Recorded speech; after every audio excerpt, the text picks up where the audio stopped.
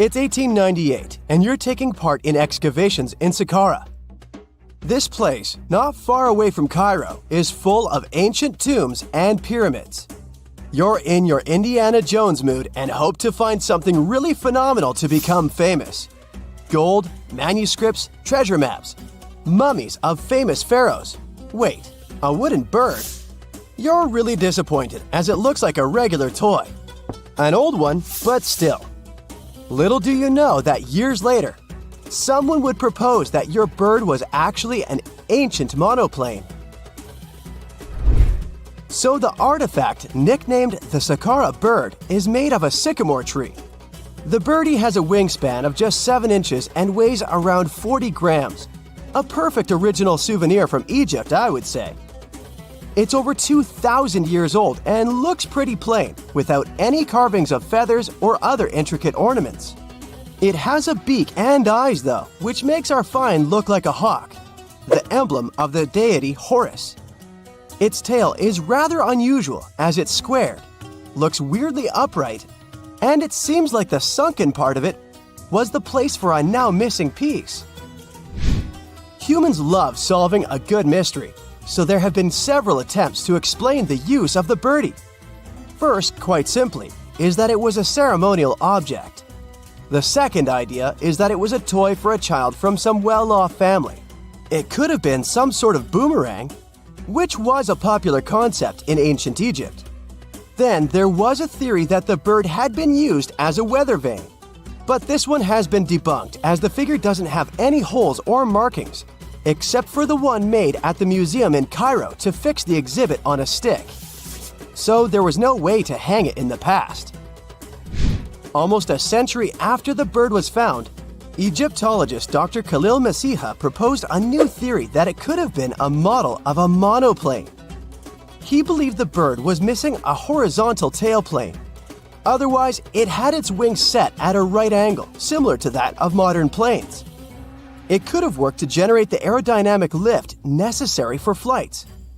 Dr. Masiha also claimed that it was common at that time to place miniature models of technological inventions in tombs. So, did the ancient Egyptians really invent the plane in 200 BCE? That would make the Wright brothers, who are considered the inventors of aviation, really upset. They made one of their first flights only in 1903.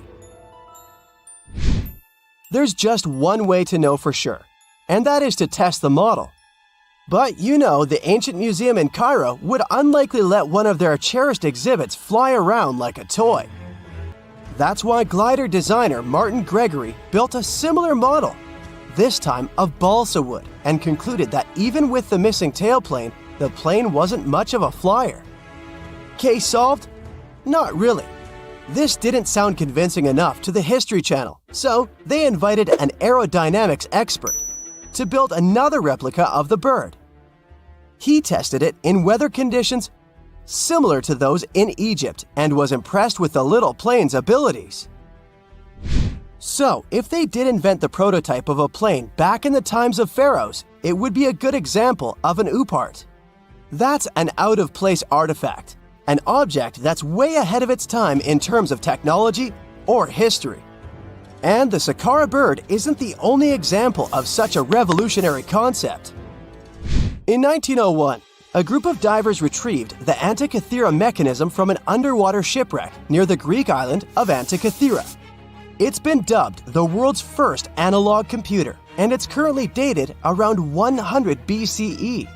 The bronze mechanism could tell the position of the sun, moon, planets, and stars, as well as the lunar phase, the dates of upcoming solar eclipses, and even the speed at which the moon moves through the sky.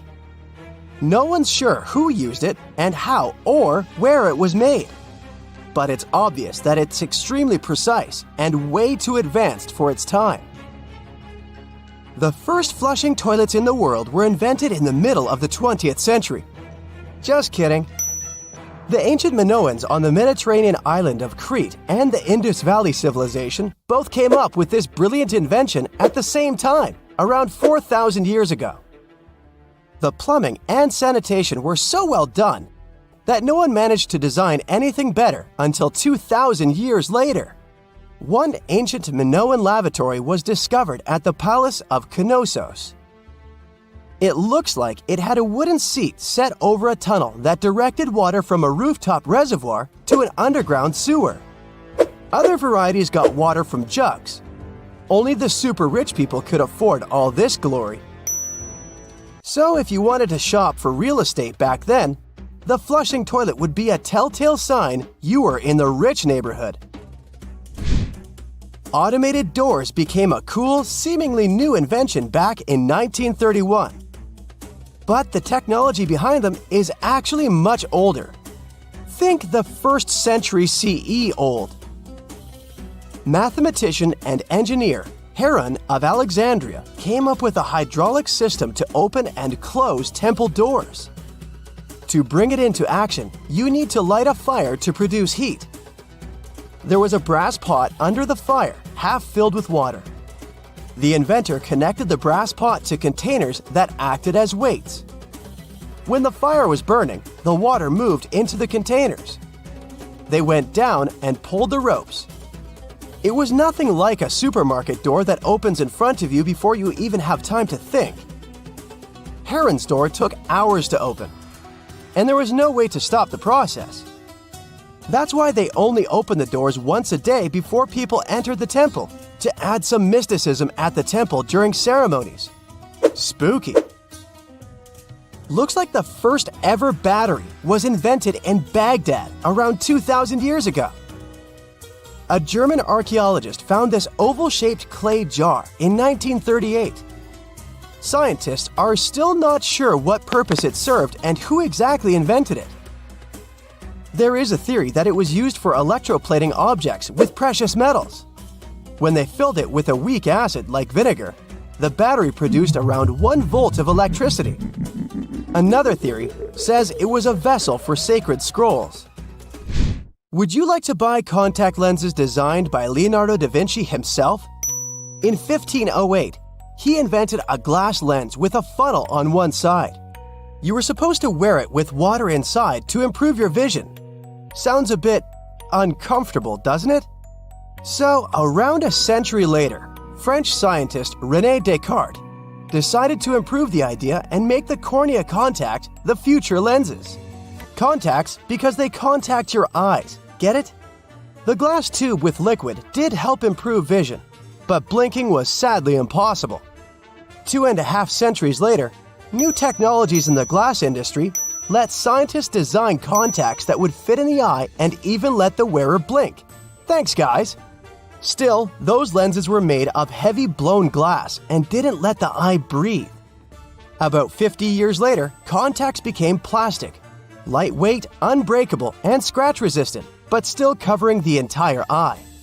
And then, in 1948, an English optical technician accidentally sanded down a plastic lens and figured out they'd still be in place even if they covered only the cornea.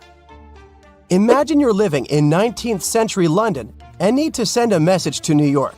It would have taken about 10 days to get there by ship. So when delivery time went from days to hours in 1858, it was a true sensation. The first message was sent by Queen Victoria herself. It was all made possible thanks to the transatlantic telegraph cable, running under the ocean. Sadly, the new cool invention only lasted a few weeks. It took years to bring it back to life. The ancient Indian texts mention beautifully decorated chariots or entire palaces called vimanas that could take off and, in a matter of seconds, fly away as far as space. Some people believe these vimanas only existed in Indian mythology, but it's also possible that they were based on a real technology that had been lost over the centuries. According to the Vedas, ancient Indian religious texts, there was the elephant vimana with several engines and many other types named after animals and birds. There was one for local travel, one for visiting different countries, and one for traveling to the moon and various planets. They could develop a great speed. One vimana had the superpower of invisibility. Another one was shaped like a sphere and was built on the winds produced by Mercury. This vimana was said to generate an enormous ray like the sun and make noise like the storm's thunder. All the vimanas were unbreakable and perfect for attacks on foes. Now, to operate a vimana, you'd need to know a lot of stuff, pretty much like today's airplane pilots, 32 secrets in total. They'd cover the aircraft structure and the secrets of taking off and maneuvering without crashing. That's a good thing. The pilot was also expected to know how to be seen and unseen, how to be hidden, how to be quick, how to manage contractions and expansion, and many other tricks. To hide the flying machine from foes, the pilot was instructed to move to the 8th atmospheric layer above the Earth and use the power of dark solar rays. This instruction might sound a bit weird, but there were others, more realistic ones, which still make sense in modern aeronautics. There are sections of ancient texts on the vimanas that focus on details like flight paths, pilot training, navigation, and even suitable clothes for pilots and recommended food for long flights. There was also a lot of technical detail about the use of heat-absorbing metals, the metals utilized, and melting points. The supporters of the theory that the vimanas were more than just myths are sure that the ancient Indians would unlikely go into all these details just for a beautiful story. So, the flying palaces might have been real and way ahead of their time, like many other great Indian inventions. Back in the 6th century BCE, an Indian physician named Sushruta basically wrote the original guide to medicine and surgery. They even called him the father of surgery for his work. Sushruta laid down the details on hundreds of medicinal plants and described complex surgical procedures. He gave instructions on nose reconstructions and skin transplants from one part of the body to another.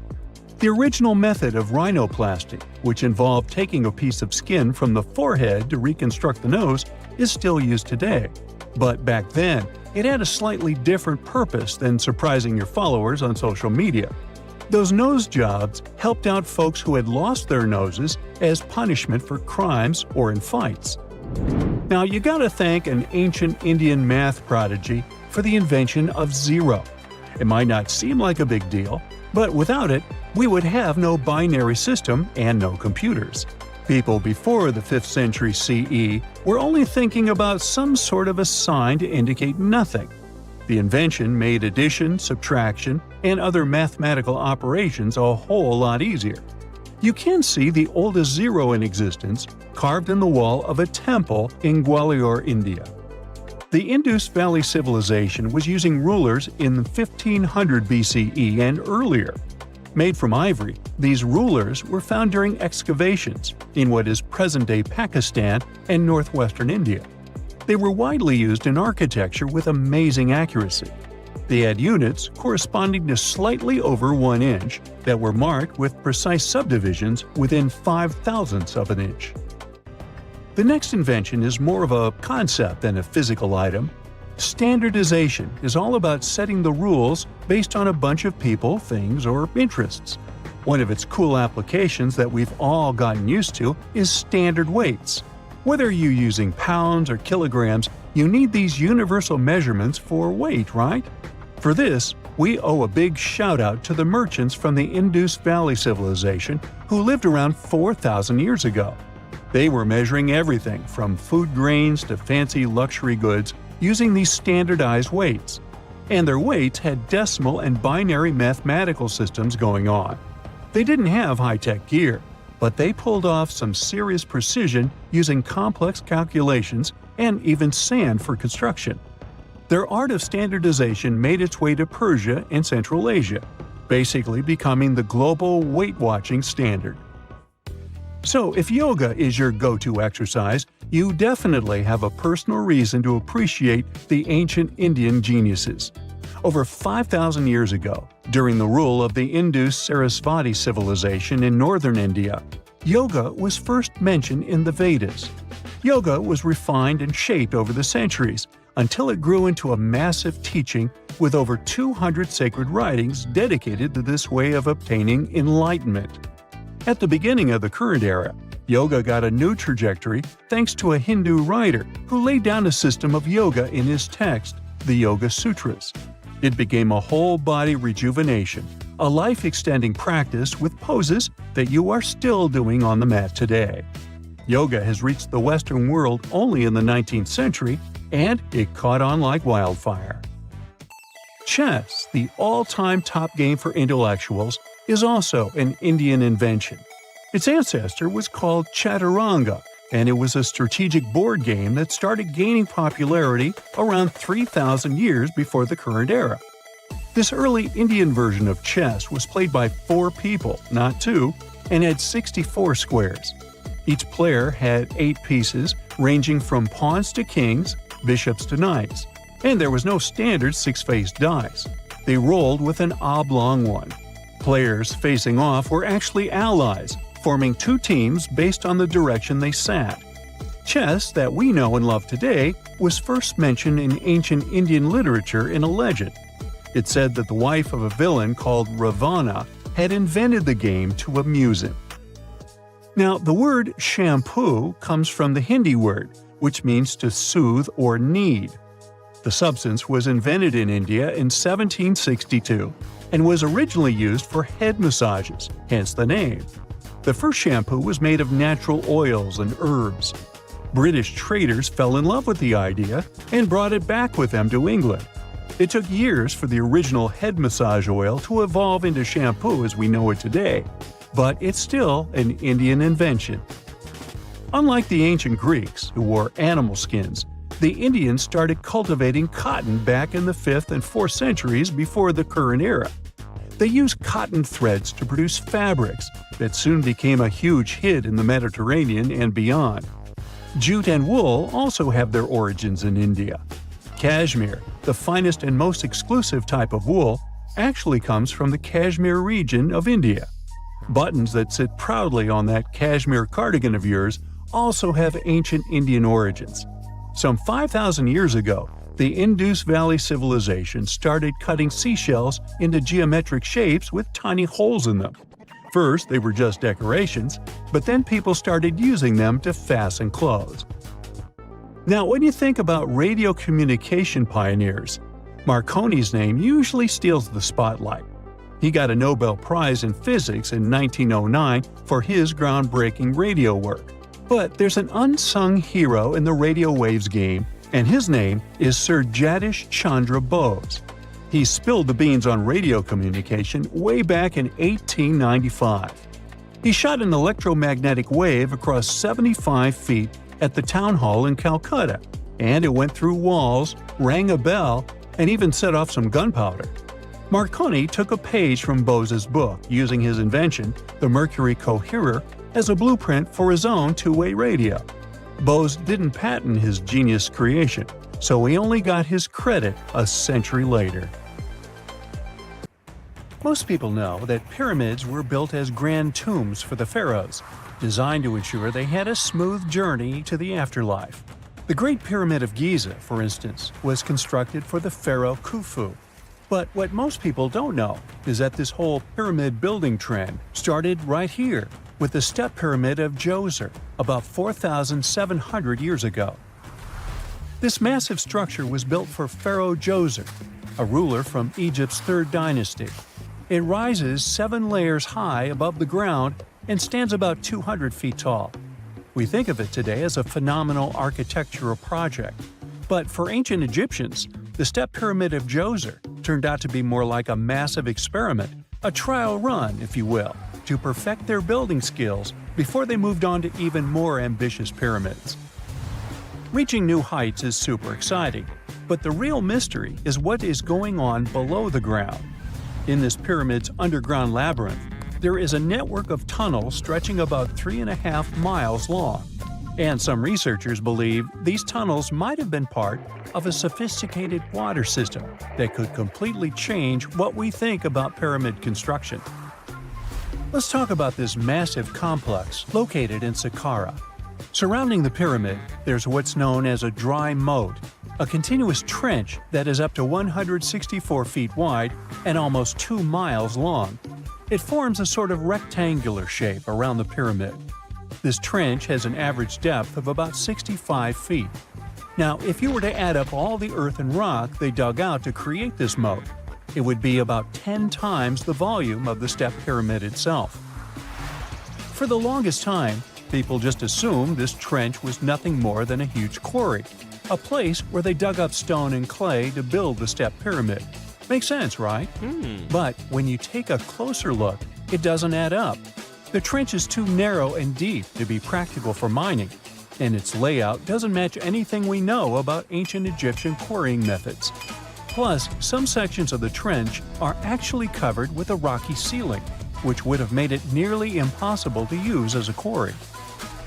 Another theory suggests that the dry moat had some kind of spiritual significance. Maybe it was a sacred place, where souls of nobles gathered to serve the late king in the afterlife.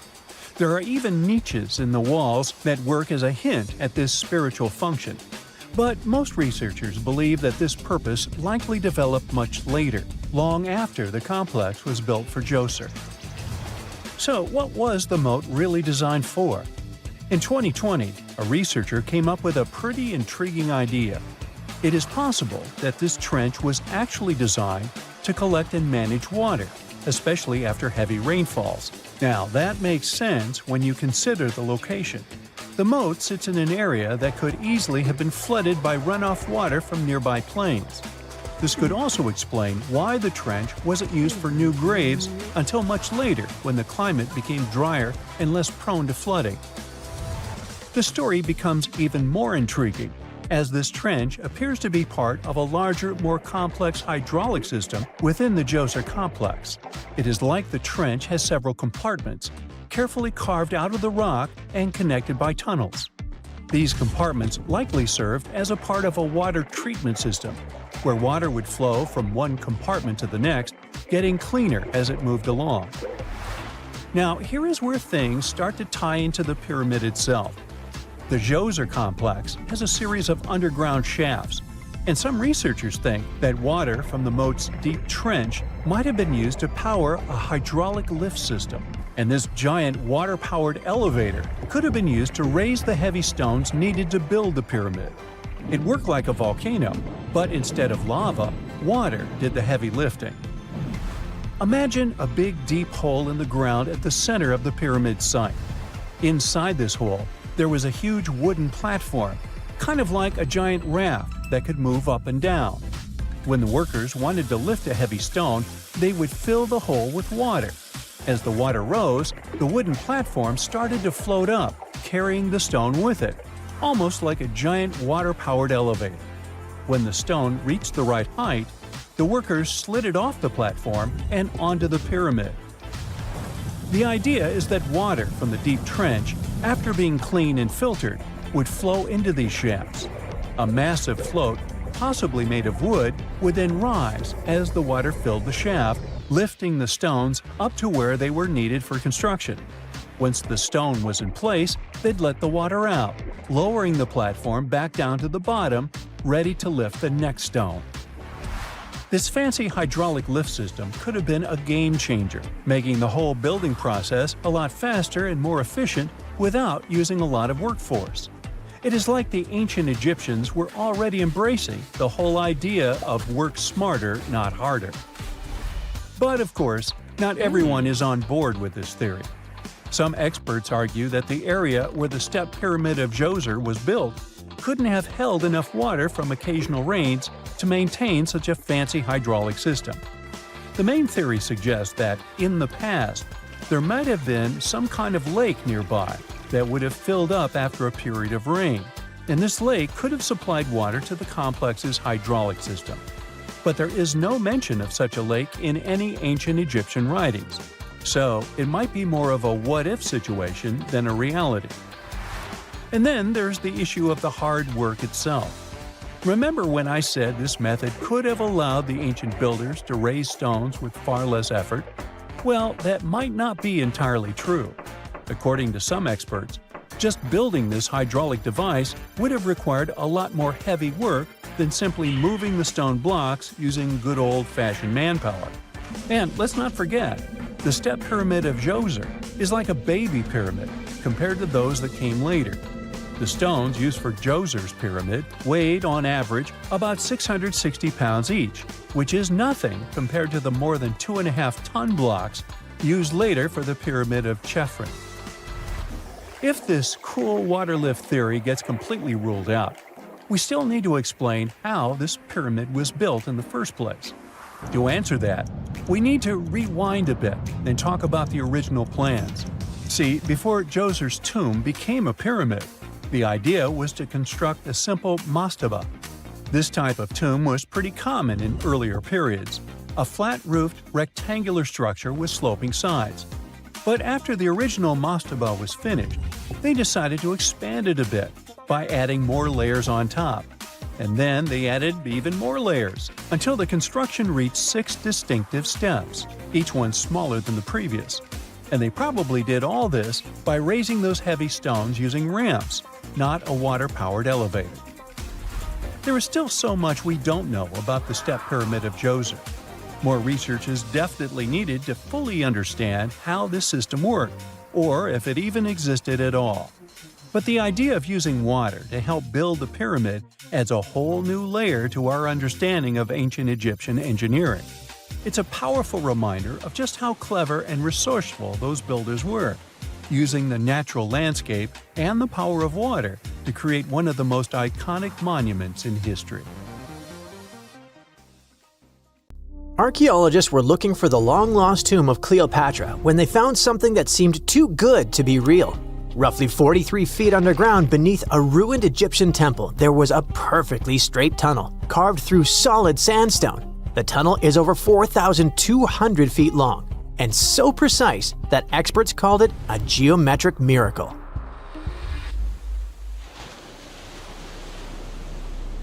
The tunnel sits beneath an ancient city west of Alexandria, near Egypt's Mediterranean coast. The team that found it carefully peeled back layers of stone and debris until they hit this passage, about 6.5 feet tall, cut cleanly into bedrock. There were no collapse marks or wandering curves, just precision. If you've ever tried to drill a straight hole into a wall at home and failed within seconds, imagine doing this underground for nearly a mile. Ancient builders had no GPS, no lasers, no modern surveying tools. Yet, this tunnel stays remarkably level over its entire length. That means they understood gradients, angles, and distance in a way that goes far beyond stack stones and hope. Engineers today rely on machines to maintain that kind of accuracy underground. These people relied on knowledge, repetition, and patience. Parts of the tunnel now sit underwater or collapsed, probably after several earthquakes that struck the region centuries ago. Some experts think the tunnel may have once connected the temple to water sources or ritual areas closer to the sea. Archaeologists noticed that the Egyptian tunnel is an exact replica of the Eupalinos tunnel in Greece. It's believed to be one of the most important engineering achievements of antiquity, which only makes the Egyptian tunnel more special. Underground passages in ancient Greece linked temples to sacred springs. Back in ancient times, people moved through space in specific ways, underground and above, to reenact myths and journeys of gods. A tunnel like this could represent a path to the underworld, rebirth, or divine transition. Nobody would invest this much effort in construction just for decoration. Plus, in earlier digs at the site, archaeologists pulled up all kinds of artifacts, including coins with the names and faces of Cleopatra VII and Alexander the Great. They also found figurines, statues of deities, a mummy with a gold tongue, and even an entire cemetery packed with Greco-Roman style mummies. The perfect geometric tunnel isn't an isolated flex. Not far away, underwater archaeologists off the coast of Alexandria uncovered something that sounds like it belongs in a royal travel documentary. A 2,000-year-old pleasure boat that once glided along the Nile. And this wasn't just another fishing vessel or cargo barge. It likely stretched over 115 feet long and 23 feet wide, and had a decorated cabin, plus around 20 rowers, which turned the river into a moving palace. This isn't speculation pulled out of thin air. An ancient Greek geographer named Strabo wrote about these exact boats around the 1st century BCE, He described lavish vessels used by royalty during festivals and ceremonial outings in Alexandria. For years, historians treated that as a poetic exaggeration. Then, this wreck surfaced, and suddenly, Strabo sounded less like a storyteller and more like a witness. Even ancient art backs it up. The Palestrina mosaic from Italy shows richly decorated boats floating down the Nile. They match both the texts and the physical evidence almost perfectly. Inside the wreck, archaeologists found something small but incredibly human. Graffiti scratched into the wood in Greek. Just writing left behind by someone who stood on that deck 2,000 years ago. Researchers haven't fully decoded the text yet, but its existence alone matters. It tells us this wasn't just a floating symbol of power. People lived on it. It was sort of like a modern luxurious yacht, and the Nile was like a highway. All types of vessels with passengers were moving back and forth, visiting friends, carrying their goods for trade, doing business, and, of course, going on pleasure cruises. The location of the pleasure boat makes the story even better. The boat sat near the temple of Isis on Antirodos, an island that once hosted royal and religious buildings before earthquakes and rising seas erased it from the surface. That temple collapsed around 50 CE, and researchers believe the boat may have sunk during the same disaster. Another recent find that has to do with life on the Nile is the lower part of the massive worship complex about 10 miles southwest of Cairo. It connects directly to an upper temple dedicated to Ra, the Egyptian deity of the sun. The newly excavated part is a 4,500-year-old valley temple. The upper temple sits on higher ground, and archaeologists excavated it years ago. The valley temple is closer to the Nile, and it's connected to the upper part by a causeway. A German Egyptologist actually started excavating part of the temple back in 1901, but the groundwater sat much higher then, and he had to stop. Now, the groundwater level is lower, and a modern team has managed to excavate about half of the Valley Temple since 2024. Once they got in, archaeologists uncovered the remains of a columned entrance portico. Then they found blocks carved with a calendar of religious events, almost like an ancient public schedule. The text includes feasts for Sokar, a falcon-headed deity linked to Memphis, which was a major capital during the Old Kingdom, plus the festival of Min, a fertility deity, and even the procession of Ra. The calendar blocks all showed up around the entrance portico area, which most definitely means that the outside facade of the temple displayed this long feast calendar publicly. That's why archaeologists think this might be one of the earliest examples of a true public calendar ever found. A literal event list for an entire community, built into the architecture. On top of that, the team found dozens of decorated blocks covered in inscriptions that named a pharaoh who ruled around 2420 to 2389 BCE and had the temple built. This temple shows how people moved through ancient Egypt. Because the upper temple handled the main worship, but the valley temple made the whole place accessible. It acted like the landing area for boats coming in, either directly from the Nile or more likely from one of its side channels. So instead of hiking across desert terrain, visitors could arrive by water, step onto the temple's landing stage, enter through the valley temple, then head up the causeway ramp toward the upper temple on the hill. After about a century of use, researchers found that the valley temple had been repurposed into a residential area. And the best part is, what they found from that era: 2 wooden pieces used for playing Senet, an ancient board game.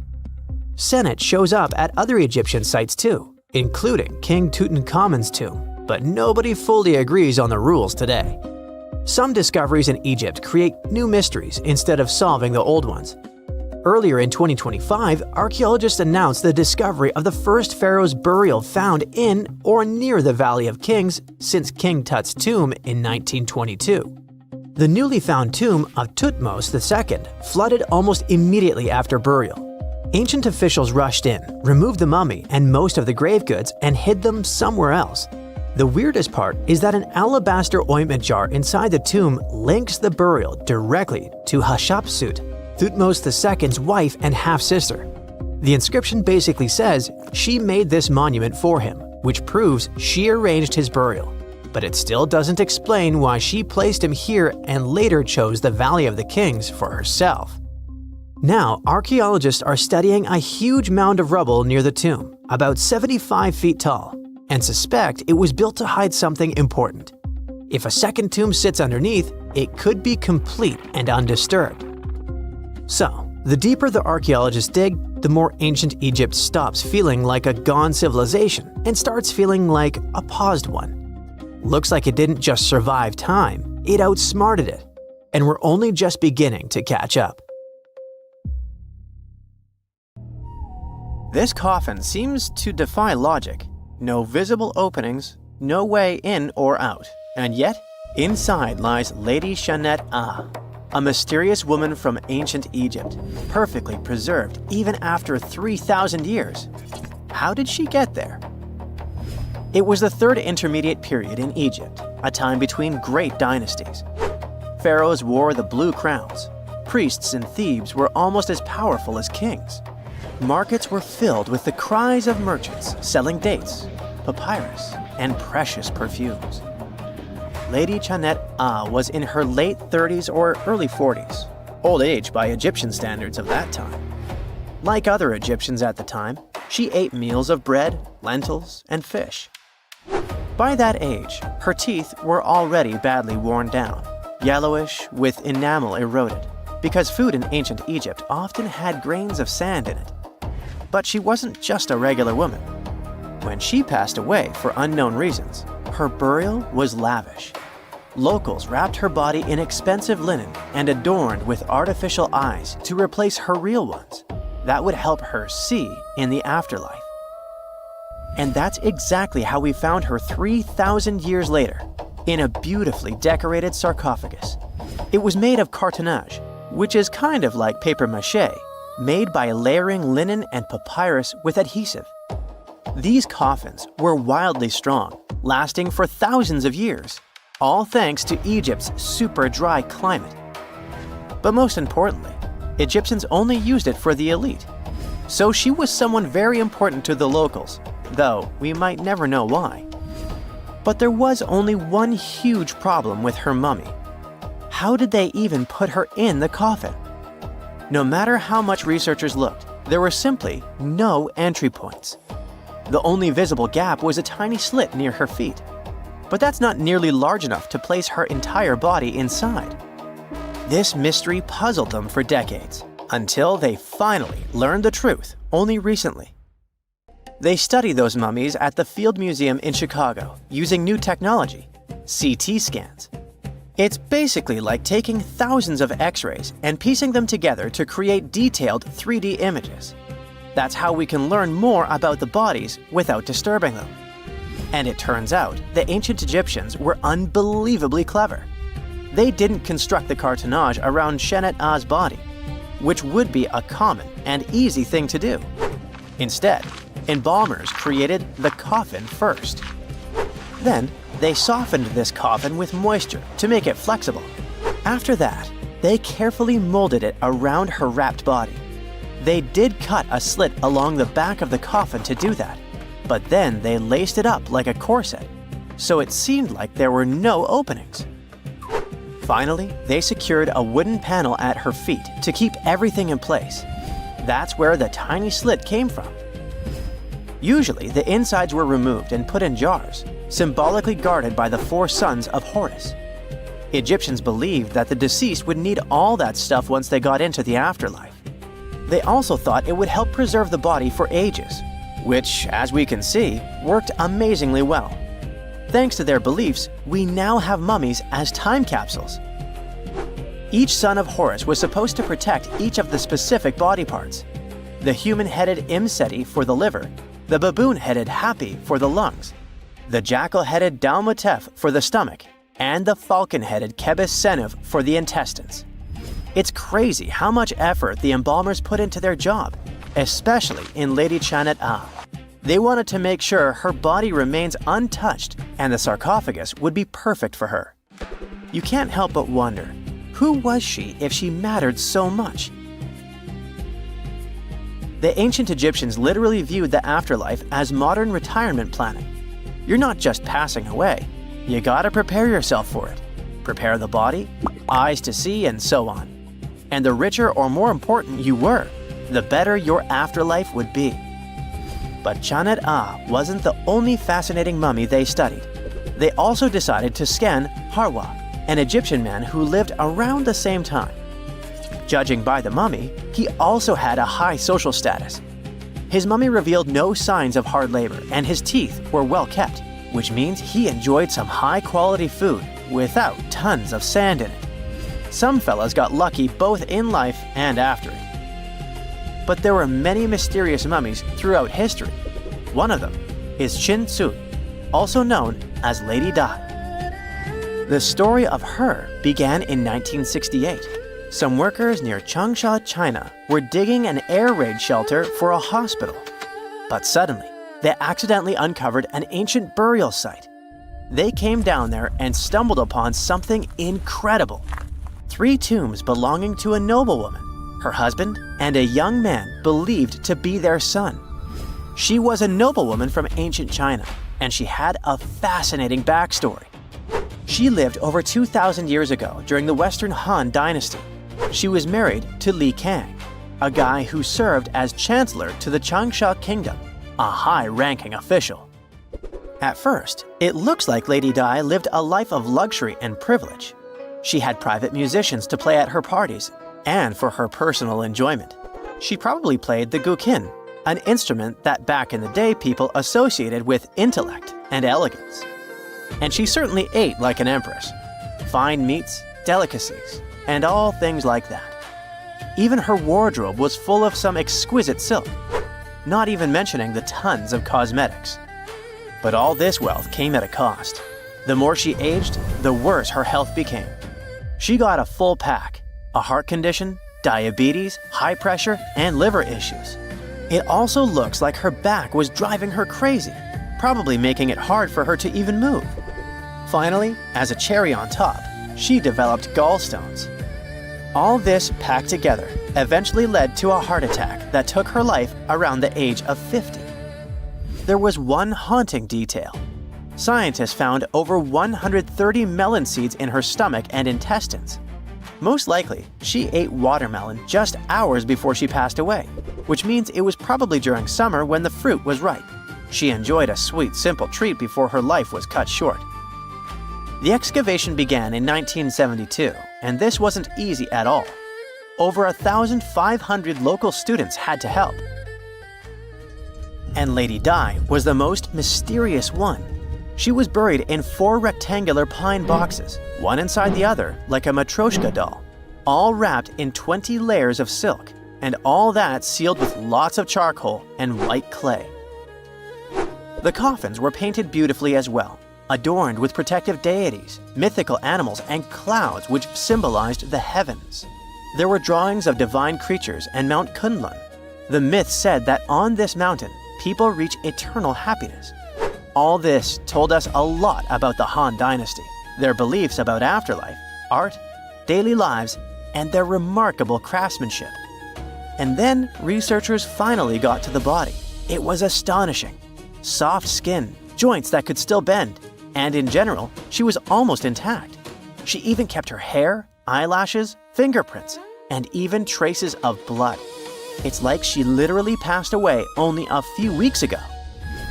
Ancient people used a very clever technique to preserve her. It looks like embalmers put her into some weird, mysterious acidic liquid. This liquid prevented bacteria from growing. Unfortunately, it also gave rashes to all the scientists that touched Lady Dai.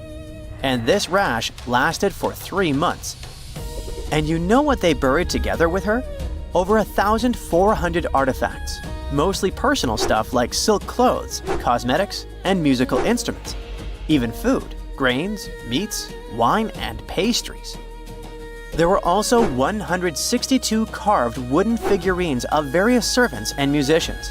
It's possible that they were either just there to service her even in the afterlife, or maybe based on her actual servants. For over 3,000 years, no one knew this place even existed. And then, out of nowhere, archaeologists digging near Alexandria uncovered something absolutely shocking. a forgotten Egyptian city. This place is buried under Greek ruins, hiding secrets that could rewrite the history of pharaohs and their armies. And one of the artifacts, which looks like a simple wine jug, changed everything. We thought that we already placed all the important parts on the map of ancient Egypt: pyramids, Thebes, Luxor, Alexandria. But nope, the map just got an update. The new city was a big deal, and it's about 3,400 years old. It's just been discovered at the site called Kom el Nugus. This place is located west of Alexandria and tucked between the Mediterranean and a saltwater lake called Lake Mariut. This discovery raised a few eyebrows. Scientists thought that this place used to be empty and that it was only settled by the Greeks in about 332 BCE. But it turns out that people lived in Kom el Nugus way before that. When archaeologists were digging through Greek ruins, they started noticing something unexpected: mud brick walls. Yep, you know, the pyramid type. That's the kind Egyptians built during the New Kingdom. These mud bricks were made from mud, clay, sand, and straw. These ingredients were mixed with water and dried in the sun, not baked. Egyptians used them for thousands of years to build houses, temples, palaces, and yes, the pyramids. Of course, other civilizations did use mud brick too, but Egyptian mud brick is kinda quirky. They used straw that grew in their regions, layout styles, and mortar. That's what helped the experts realize that Egyptians used to hang out in Kom el Nugus. That alone raised eyebrows, and then they found more. An entire street layout, buried structures, and even a temple built by Ramses the Great himself. His name speaks for itself. This guy was one of the most famous pharaohs in all of Egyptian history. He ruled ancient Egypt for 60 years, fought huge battles, and just loved building tons of stuff like that temple. People loved him so much that later pharaohs literally pretended to be him or wrote his name on their buildings. That's when archaeologists realized that they weren't looking at some dusty mud bricks of a tiny village. That's an entire buried city. They immediately started digging more. Turns out the whole place wasn't random. It was built with great care. The streets had drains to stop rainwater from damaging the soft mud brick walls. There were also small tomb chapels with writings about soldiers.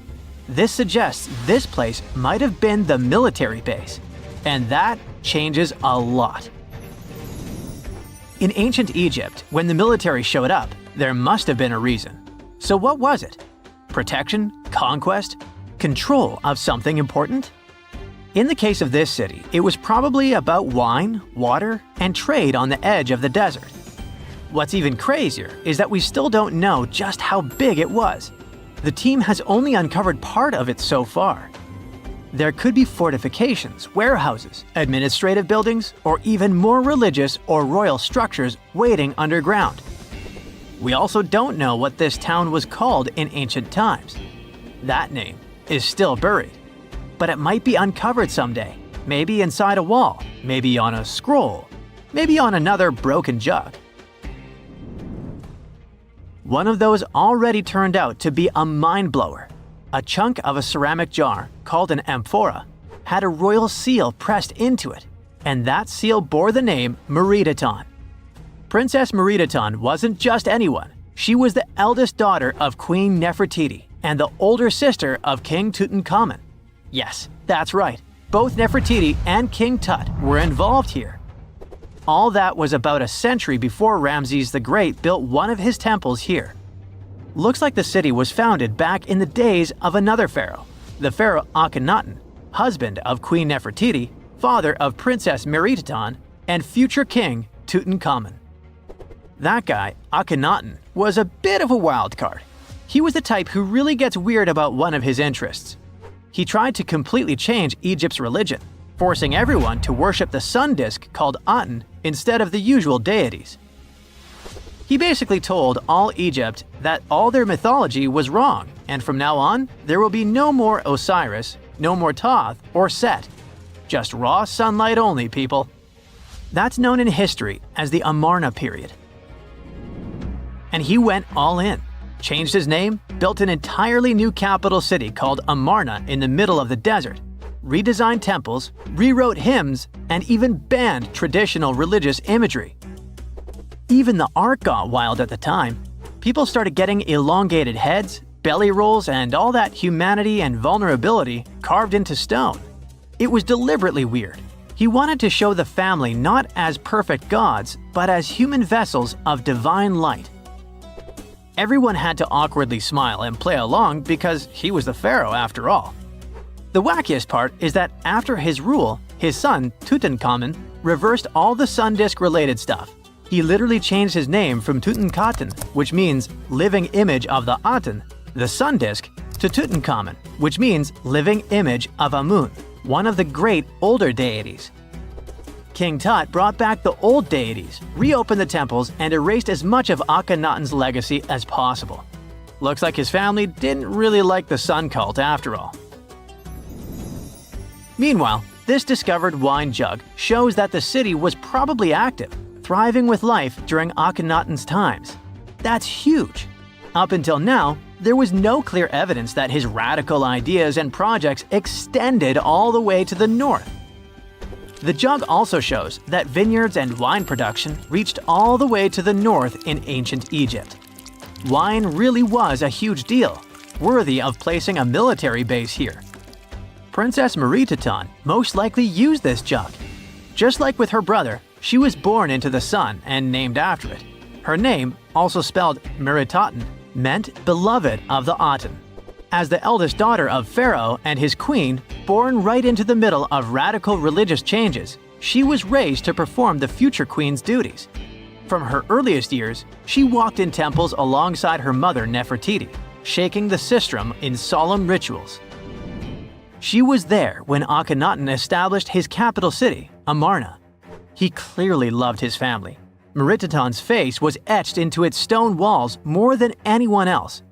In every temple, in every sacred scene, her figure appears, revered. Things get foggy in history after her father passed away. The throne wobbled. King Tut was very young, only 9 years old when he had to take new duties. Meritaten seemed to have been a brief step between her father and her younger brother. She married someone called Smenkhkare. History isn't even sure who that mysterious man was. Could have been a puppet, a phantom king in a crumbling dynasty. May have even been her brother. Whatever the truth was, these two took power and ruled together for a while. Meritaten got the title of the Great Royal Wife, a title of immense power. But Smenkhkare was a very short-lived ruler. He passed away just in about a year. There are some speculations among historians that Meritaten was the actual ruler, the informal female pharaoh, because her brother was too young. Some theories say that she raised Tutankhamun and became a sort of queen regent, mentoring the child who would be used to restore the old order. But all this is unconfirmed. It's very hard for historians to find information about that time because the Amarna period was later condemned.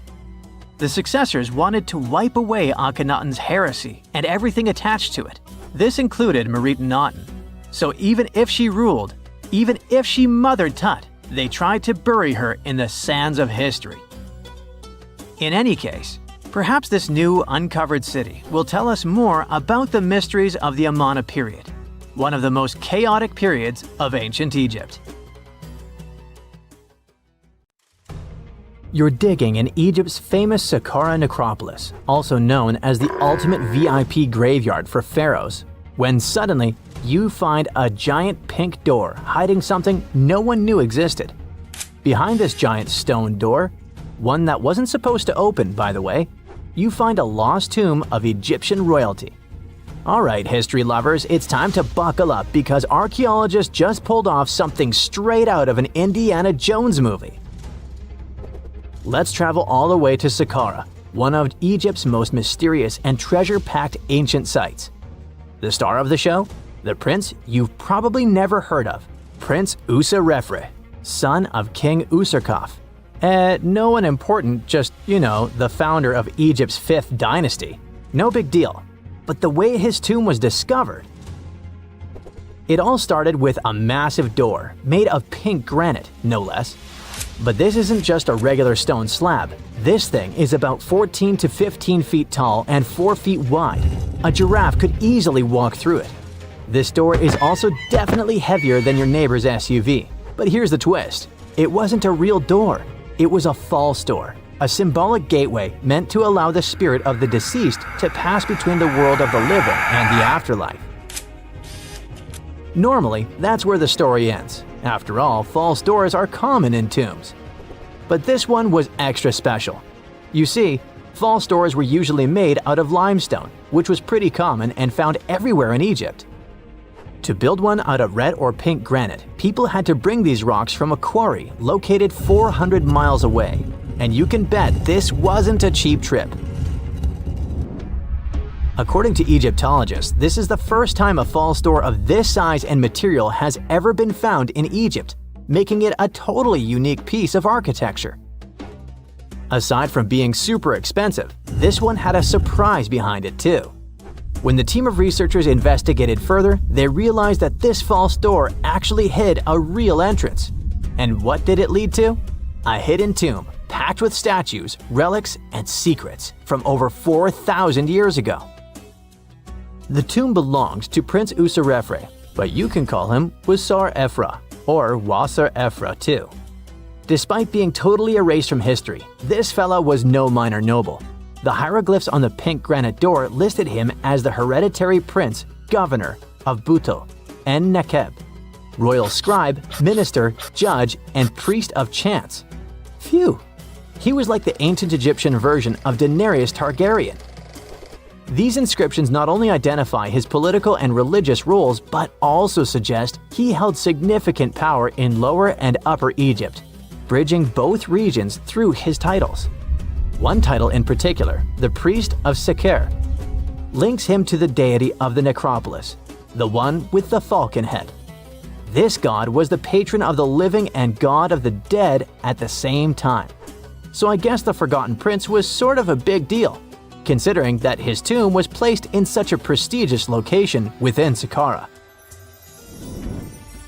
What's even more mysterious is that Prince Userefre doesn't appear in official king lists or royal family trees, which makes us wonder if he passed away before he could rule, or if his legacy was deliberately erased in one of ancient Egypt's classic political dramas. Some scholars now believe his erasure might be connected with shifting religious or political power struggles during the early 5th dynasty, especially as his father Usarkaf was reshaping Egypt's religious order. And speaking of his father, King Usarkaf was a total game changer. He wasn't just the founder of the 5th dynasty, he also kicked off a religious revolution by promoting the sun god Ra over older deities. That's right, Usarkaf built the very first sun temple at Abu Sir, setting off a dynasty-wide obsession with solar worship. After Usarkaf wrapped up his short but revolutionary reign, a whole lineup of pharaohs took the stage. Sahure, Neferirkare, Nusere-Ini, basically the boy band of the 5th dynasty. And these guys were all about two things: building pyramids and making money. They weren't just stacking stones, they were expanding Egypt's influence, opening up trade routes to far-off lands, and blinging out their temples like it was nobody's business. Back in the tomb, things got even cooler. There was a beautiful red granite offering table covered with inscriptions detailing ritual foods, like an eternal menu for the afterlife, because they believed the deceased could magically eat this food.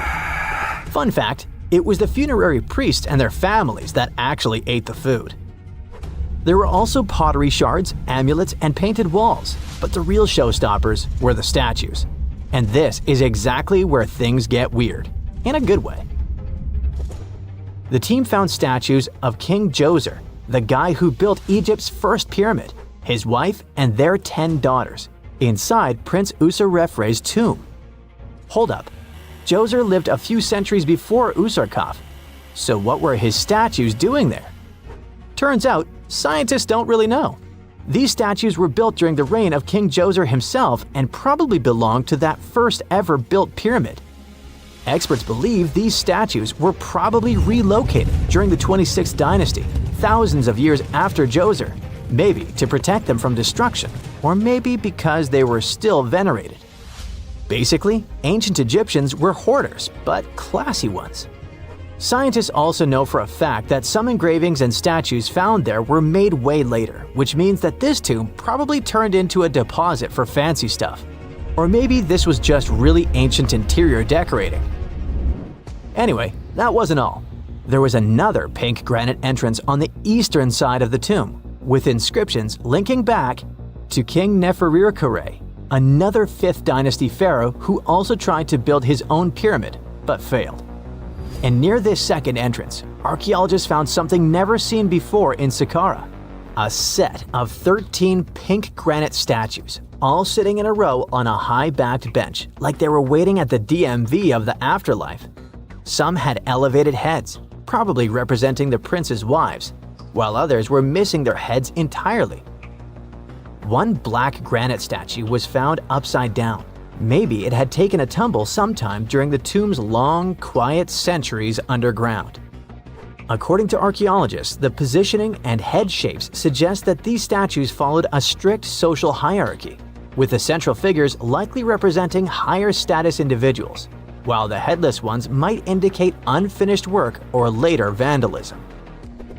And speaking of black granite statues, another one was found standing proudly inside the tomb. Based on its design and inscriptions, it looks like it was placed there during the 26th dynasty, the same time those Djoser statues were probably moved in. This suggests the tomb didn't just sit abandoned, it was reused, adapted, and maybe even honored by later generations. And by the way, black granite was associated with Osiris, the god of the underworld, during the late period, which means that this statue's presence is a clue that the tomb was a ritual space long after the prince's death. All of this, giant granite doors, surprise statues, reused tombs, adds up to a truly thrilling find. Prince Userefre may not be a household name yet, but his tomb is now one of the most fascinating ever found in Saqqara. It tells a story not just of the Old Kingdom, but of how ancient Egyptians kept connecting to their past, even thousands of years later. So, what does it all mean? Why hide a tomb behind a fake door? Why pack it with statues from different eras? And who exactly was Prince Userefre? These are the kinds of mysteries that keep archaeologists digging and keep the rest of us fascinated. In the end, this discovery isn't just about one tomb, it's about how much is still waiting beneath the sands of Egypt. As more gets uncovered, we're reminded again and again that ancient history isn't gone. It's just sleeping behind massive pink granite doors.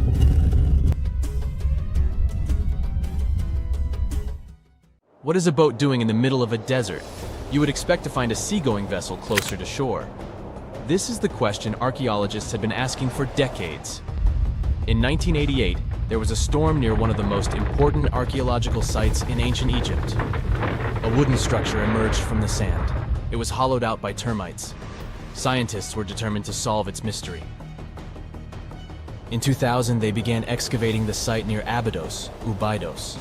An American team of experts soon discovered a boat that was 70 feet long, and it wasn't alone. In total, there were 14 boats neatly resting next to each other. It was impossible to completely dig out the boats because of their poor condition.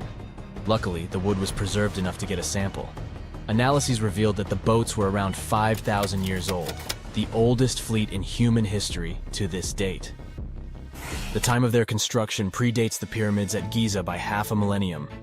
Each ship of the fleet rested in a vault that matched its dimensions. The room was roughly a third of the size of a tennis court. It had mud brick walls that featured more than 120 drawings of boats. Ancient Egyptians incised them on whitewashed walls that were excellently preserved. Scientists have known about these mysterious chambers for well over a century. 1901, 1902. A British archaeologist, Arthur Weigel, stumbled upon a strange structure west of the River Nile. His team caught a glimpse of the interior walls. Sadly, a section of the roof collapsed, so they had to call off further exploration. Researchers abandoned the site, but its location remained on the maps. The boat's position first led scientists to think that they rested on a bank of the mighty Nile. But there was a problem with this theory. Today, the river flows almost 7 miles west of Abydos. Further studies of the surrounding terrain showed the Nile didn't change its course throughout history. Also, if the boats floated near a dock, they would be in unstable positions. The 14 vessels at Abydos were perfectly parallel to each other. There was only one conclusion possible. Someone had deliberately placed them like that.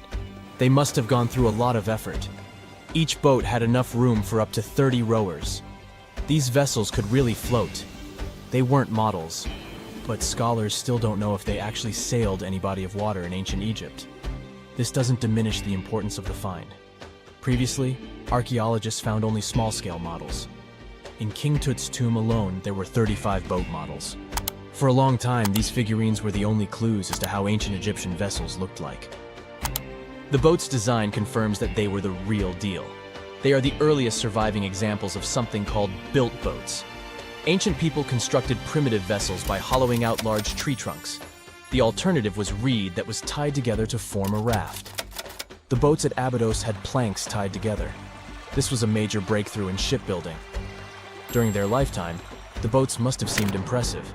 Timber was a valuable commodity at the time. There was no wood in the desert. Cedar had to be imported from Lebanon. The only person who could afford such luxury was the pharaoh. Studying the area around the ancient fleet provided more answers. Scientists discovered a mud brick structure where Egyptians worshipped the pharaoh. Its approximate date of construction matches that of the wooden boats. The same bricks out of which this building was made were used to encase the fleet. At the time of their construction, the rooms they were stored in had a ceiling.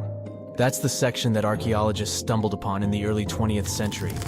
Just like mummies and coffins, these marvelous ships rested inside splendid vaults. The exterior of these rooms was also impressive. The outer walls originally had a plaster of white limestone. It reflected sunlight. In the desert sun, the structure housing the boats must have shone from miles away. Ancient Egyptian builders used the same technique to cover the pyramids 500 years later. Today, their surface looks jagged, but it wasn't always like this. When they were constructed, the pyramids had a top layer of fine white limestone. Their surface was smooth and it gleamed in the sunlight. Instead of stairs, the outer layer of the pyramids was more of a sleek ramp. Archaeologists were left with one final question. Which pharaoh owned the fleet? The answer lay just a mile from the site. This is where the tomb of a pharaoh from the 5th dynasty rested, King Senwosret III. Its time and style of construction matched the ones of the chambers with boats.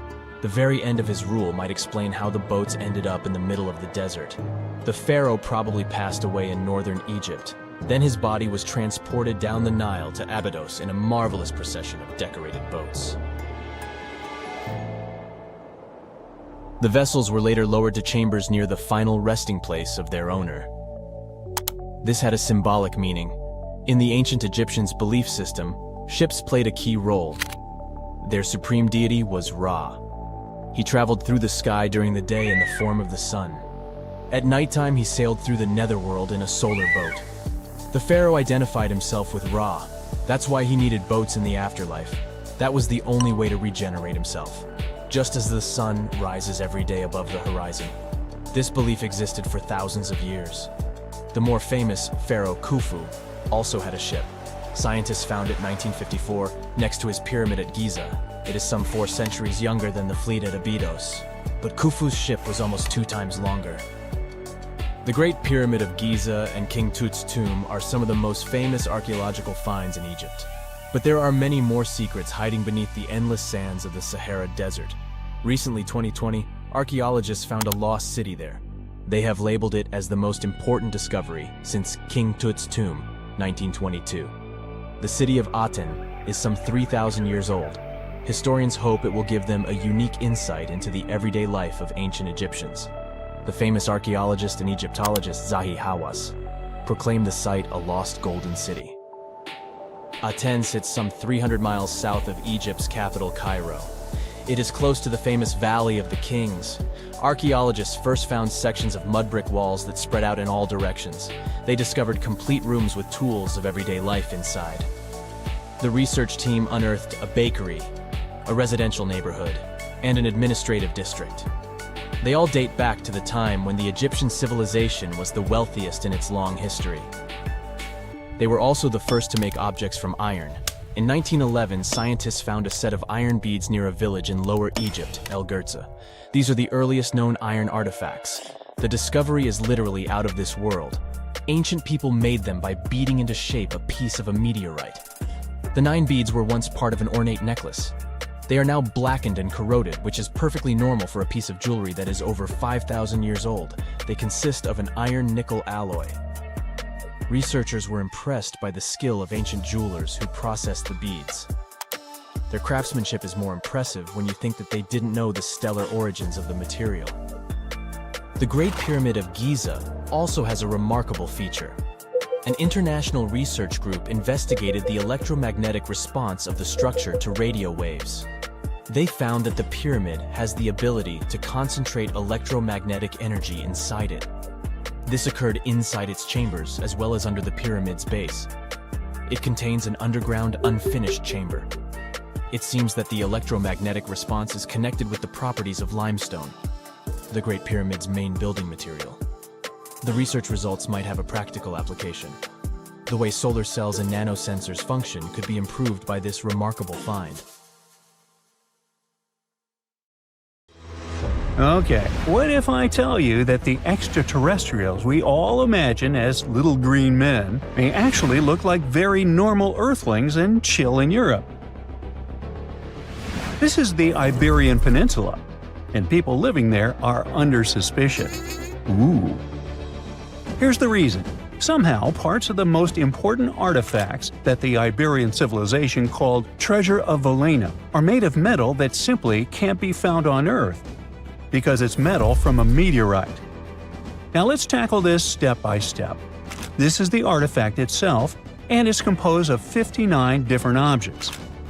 Bowls, bottles, and bracelets. Is there a pattern there with all those bees?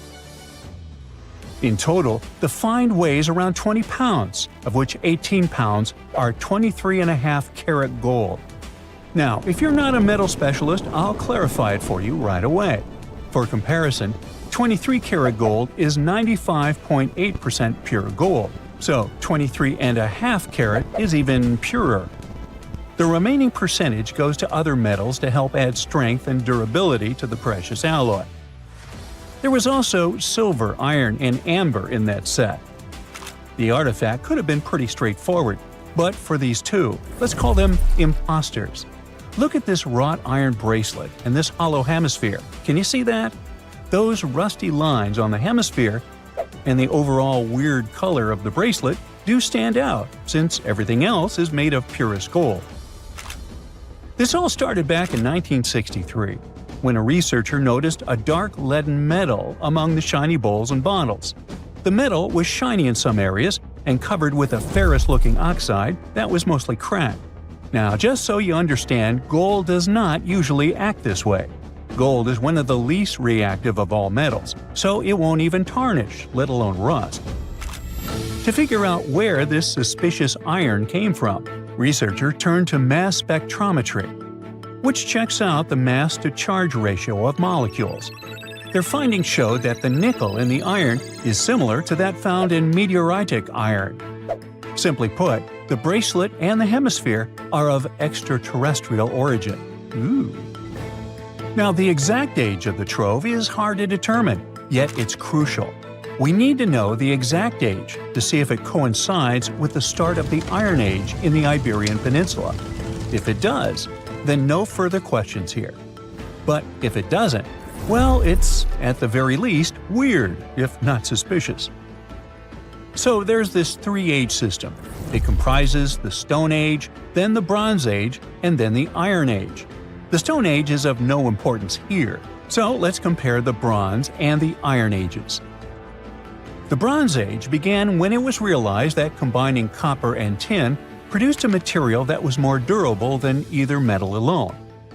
This era was all about major upgrades in tools and weapons, but two standout inventions were writing systems and the wheel. Then came the Iron Age. This time was all about slowly bringing iron into everyday life. Iron was way easier to shape into cool designs than bronze.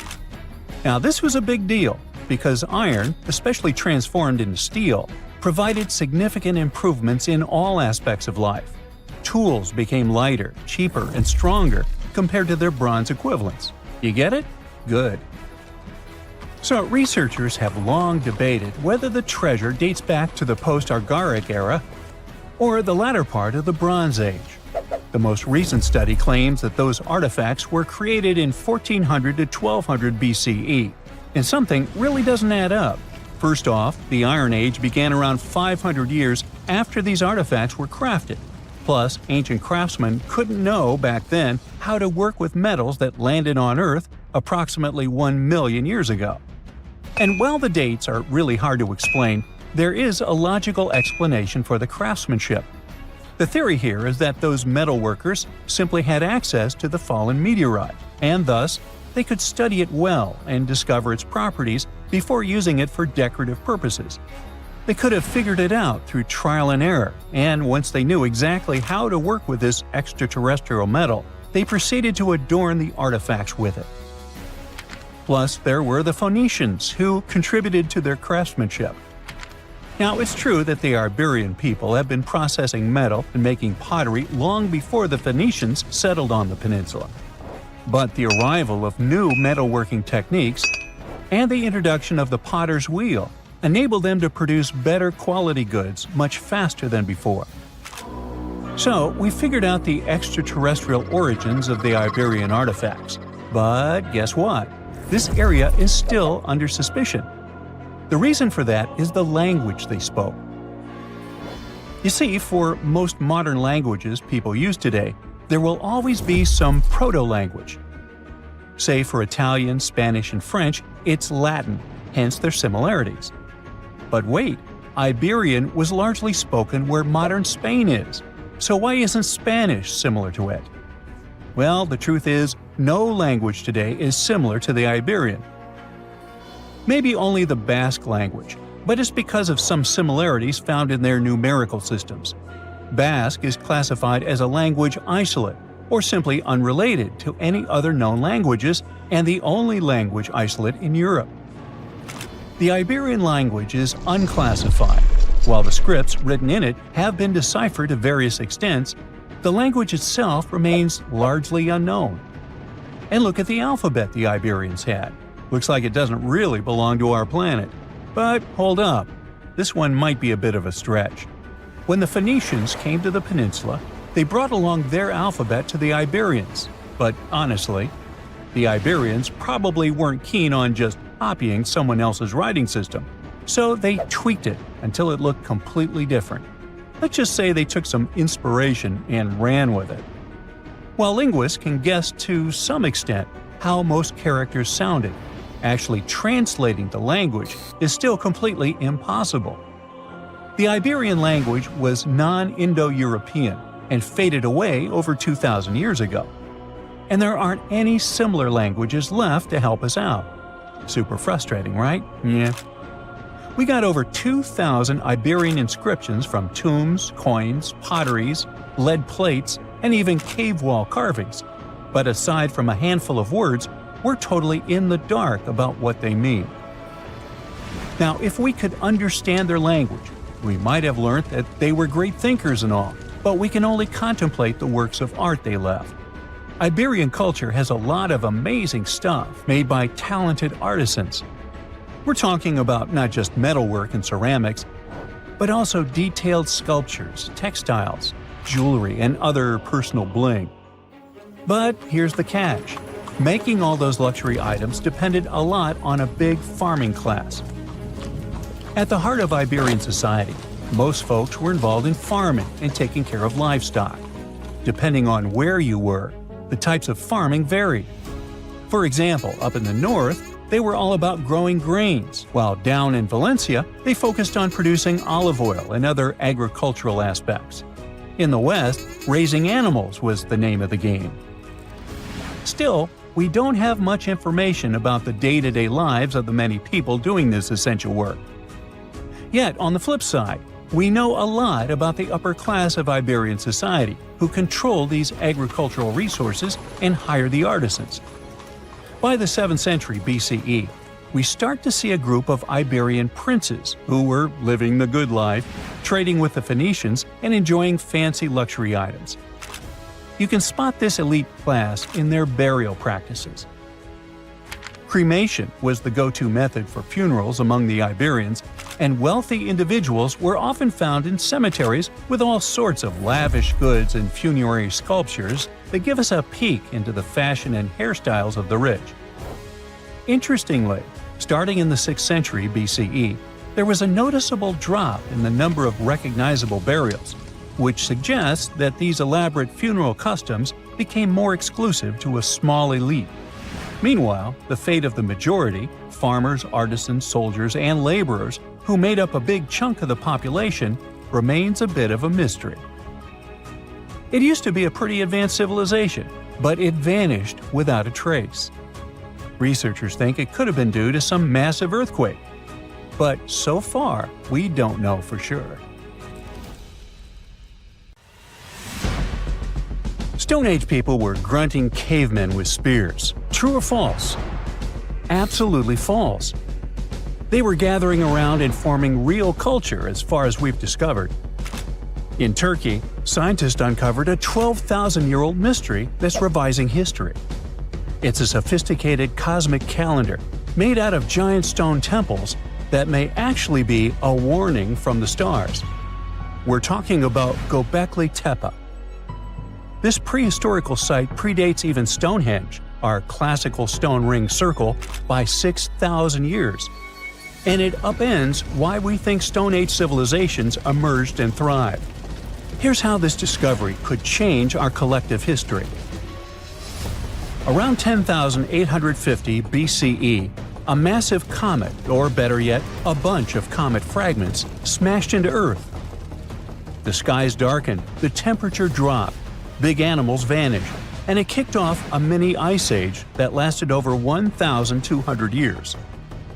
What's now a place called Göbekli Tepe was home to a group of humans who survived this entire chaotic event. After it happened, they started paying close attention to the sky. As a way of trying to control time a little bit more, they tracked the movements of the sun, the moon, the planets, and comets. This in turn led them to build a huge lunisolar calendar, the first one in the world. Now, if you were to tour around this classic Stone Age monument, you'd see that not all the stone pillars are blank. Some of them have carvings, like this main one with a bunch of V's on it. Turns out there are 365 V's, which scientists believe represent the days of the solar year. One of them, a V hanging on a bird's neck, is thought to mark a solar eclipse. Other pillars have dangerous animals carved on them, like foxes, lions, scorpions, vultures, twisting and crawling up the sides. Unlike typical Stone Age carvings, these weren't of edible animals like deer or sheep. One of the theories is that these drawings were symbolic. Some archaeologists believe they reflect the fears and chaos this civilization had lived through, a kind of collective attempt to make sense of a terrifying and unpredictable world. Archaeologist Danielle Stordour has highlighted the images of vultures, saying they represent the people who passed away. In some ancient cultures, vultures were believed to carry the souls of the deceased into another realm. She's seen similar symbols in ancient sites nearby. To understand why this all makes sense, we need to dig deeper into the real purpose of this site. Göbekli Tepe was discovered in 1994 by German archaeologist Klaus Schmidt, who realized that the hill in southeastern Turkey wasn't just another Neolithic mound. Underneath it, his team uncovered massive stone circles supported by pillars weighing up to 20 tons. Radiocarbon dating puts the site at around 12,000 years old, making it the oldest known ceremonial structure ever built. I mean, it predates the Egyptian pyramids by over 7,000 years. This discovery shocked the archaeological world. At the end of the Ice Age, humans were supposed to be nomadic, surviving off wild plants and animals, not building sacred complexes with symbolic art, and giving birth to what we now classify as civilization. We usually think civilization starts with farming, then villages, then crops. But this site suggests something more surprising. Early humans may have come together not to grow food, but to worship. Schmidt found no signs of homes, hearths, or permanent settlement, just stuff used for rituals and gatherings. This has led researchers to believe that spirituality and communal rituals came first and that farming followed. Because to build something this massive, you'd need hundreds of people working together, which in turn would have sparked the need for food, organization, and social structure.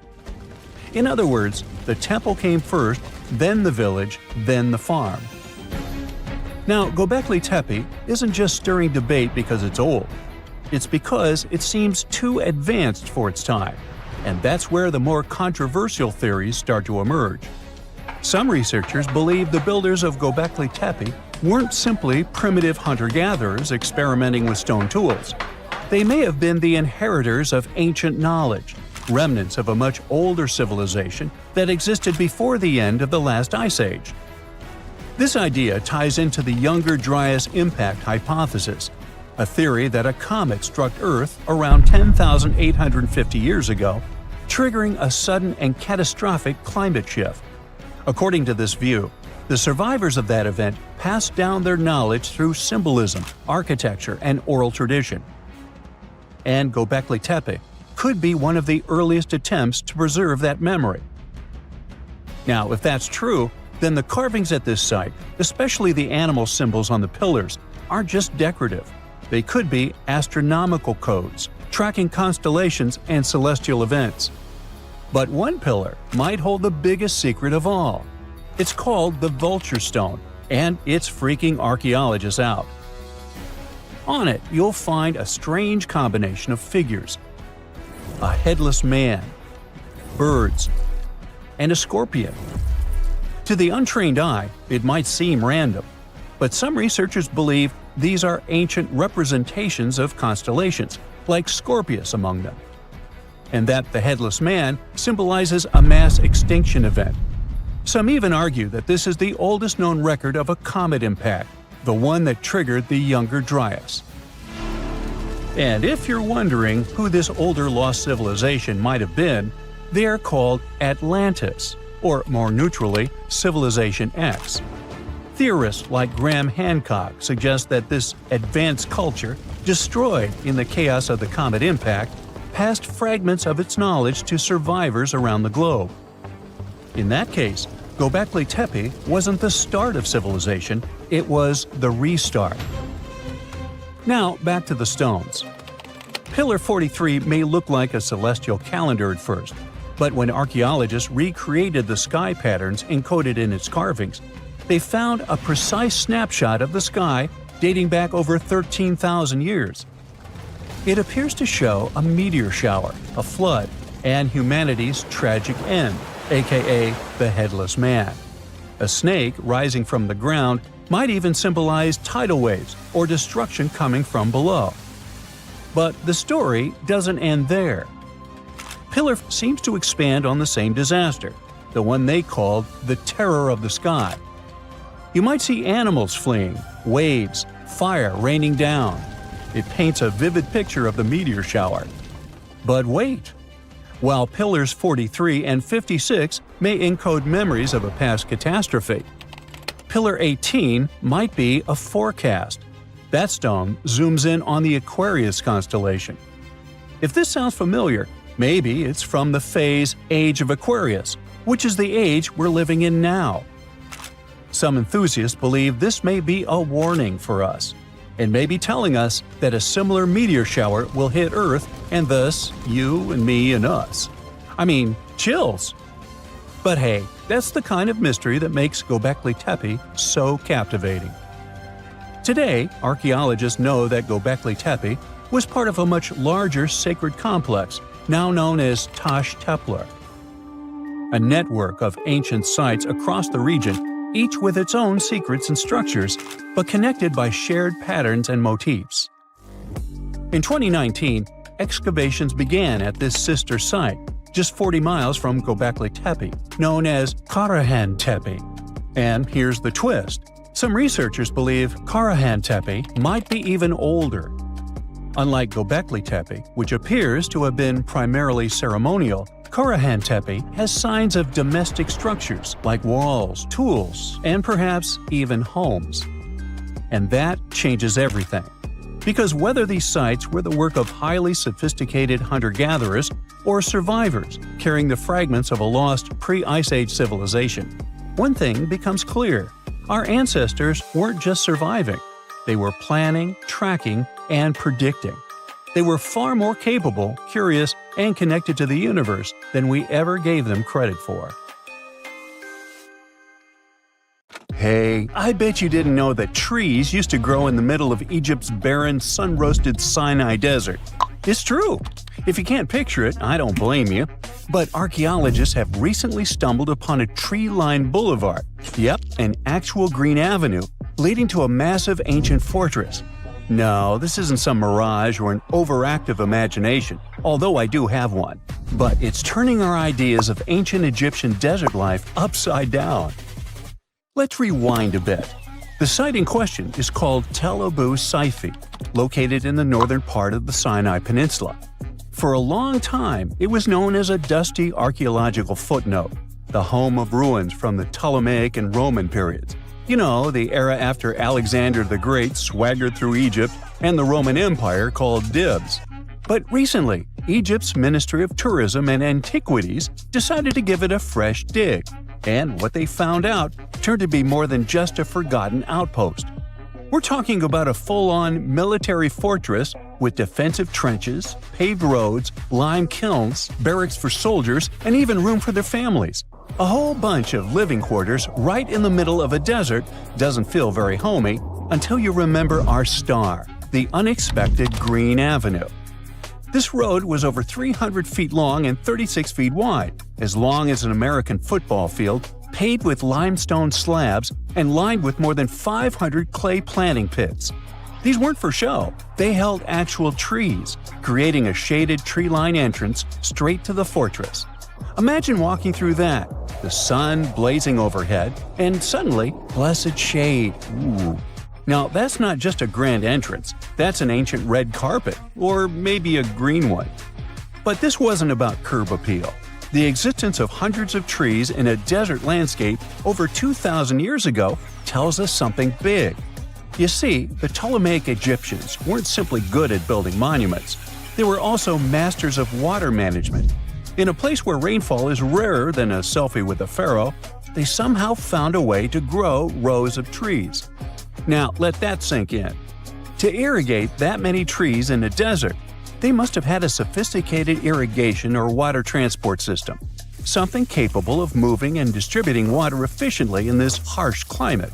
Maybe they channeled groundwater, or maybe they captured seasonal rain, or maybe ancient sprinkler systems. Okay, maybe not that fancy. But still, it's clear they were ahead of their time. Here's the thing, we already know the Egyptians mastered water control. They harnessed the Nile with ditches and canals to feed distant fields. So irrigation wasn't exactly a mystery to them. They had the skills and the knowledge. And sure, scientists still debate what the Sinai climate was like 2,000 years ago. But many believe it may have once been greener. After all, take one look at those dramatic mountains and rocky landscapes, shaped and sculpted as if by brute force of ancient rivers. And it's hard not to think that water once played a bigger role out there. Plus, archaeologists have found tons of evidence showing that Ptolemaic Egyptians cultivated fruits, vines, and trees on a large scale. In other words, growing a forest in a desert might feel wild to us, but to them, it was just another Tuesday.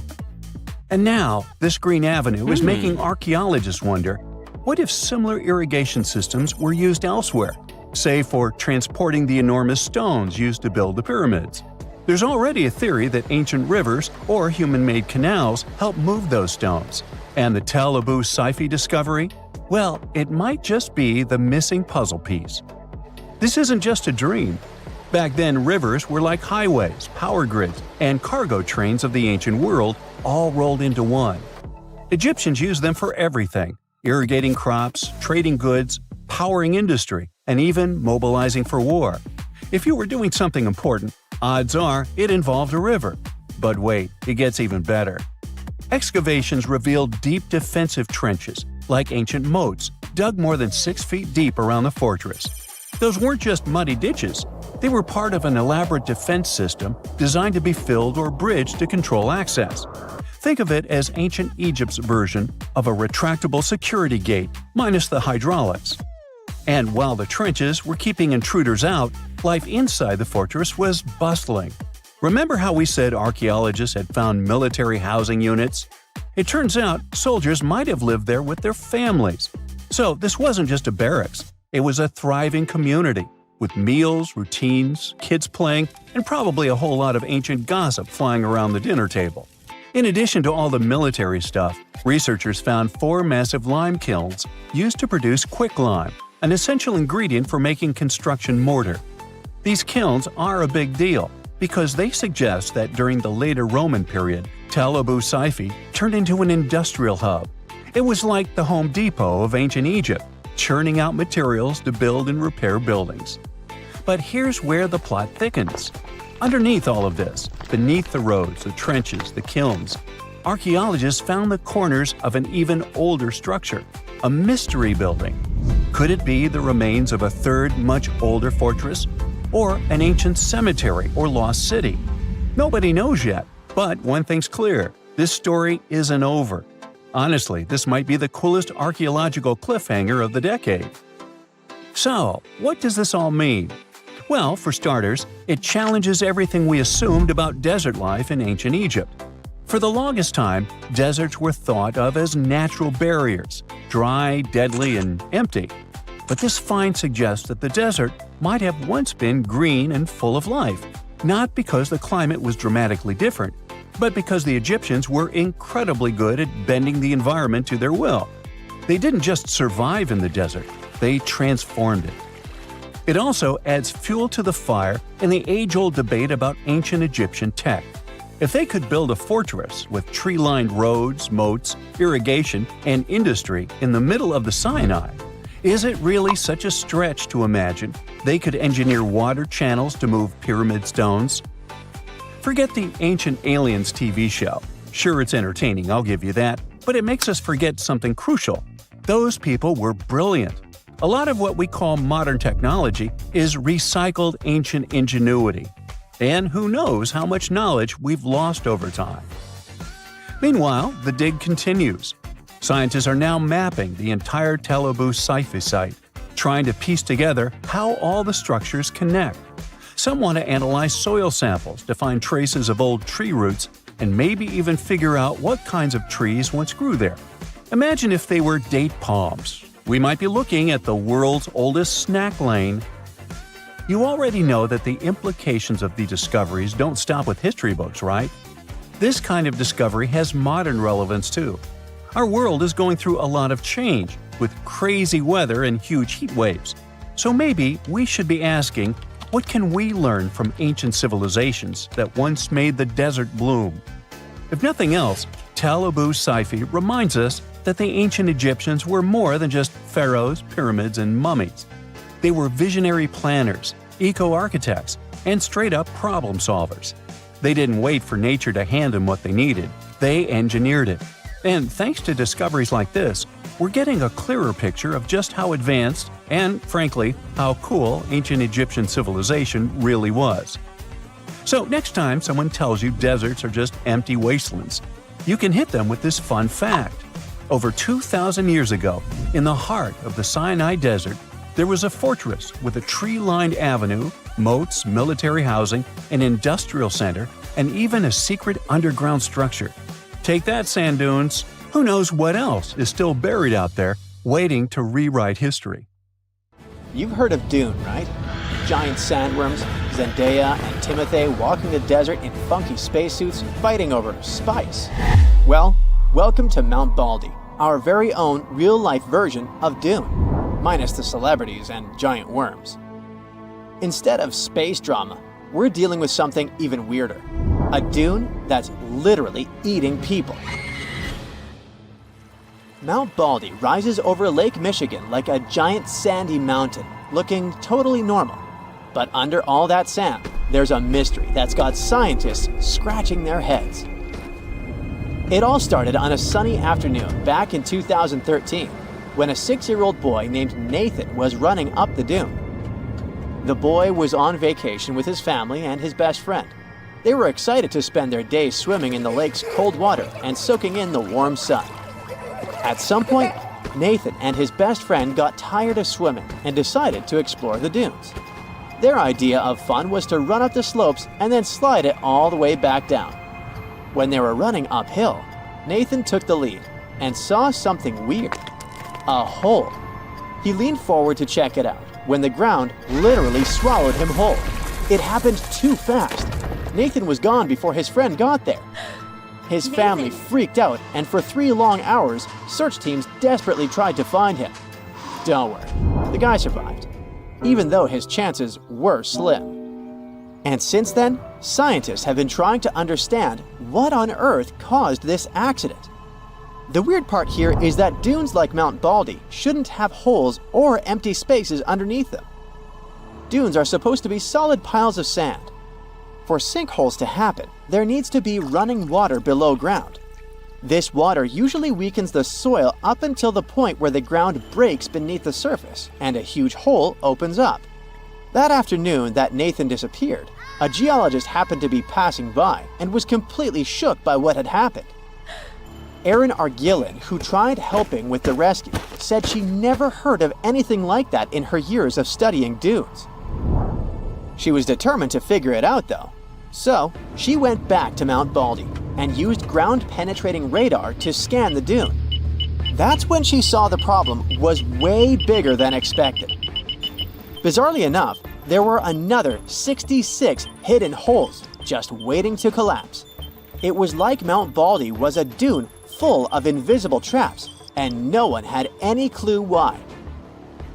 Argillen started to speculate what could possibly explain this phenomenon. One clue rests on the history of Mount Baldy. You see, over the years, sand was taken from Mount Baldy for industrial purposes, like making mason jars and other glass products. Some scientists think that removing all that sand disturbed the natural structure of the dune. This disruption could have caused the dune to weaken, making it unstable and creating the weird hollow pockets we're seeing now. But this theory doesn't explain why the sinkholes are only happening now or why they disappear so quickly. These sinkholes sort of look like those old Hollywood movies quicksand. They open up, sometimes swallow something or someone, then they disappear. But real quicksand is not as evil as the ones in the movies. It's a slushy mix of sand and water that looks solid from above, but it collapses into a more liquid form if a heavy object disturbs it. Another theory says it's probably because of fallen trees, buried long ago under layers of sand. These trees could be decaying and leaving behind empty spaces. If the sand shifts just right, it could cause these gaps to collapse, forming sinkholes. The problem with this theory goes back to the disappearing sinkholes. If it were true, the holes would remain open. This next deep hole seems to come out of a totally different Hollywood era. Something like if Jurassic Park met Aquaman. Behold, the famous Sawmill Sink. This wonder of nature is a deep, mysterious blue hole in the Bahamas. Think of it as a giant underwater sinkhole that goes down about 120 feet, filled with fresh and salty water.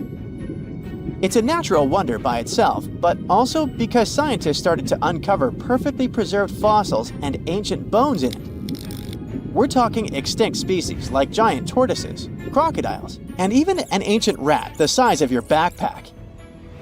Back in 2004, scientists hit the jackpot when they dove down into the depths of Sawmill Sink and pulled up fossils that have been there for thousands of years. You may think they did not preserve well, but no.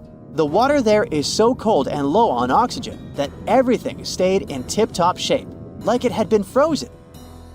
The scientists didn't just find long-lost animals, but human remains too.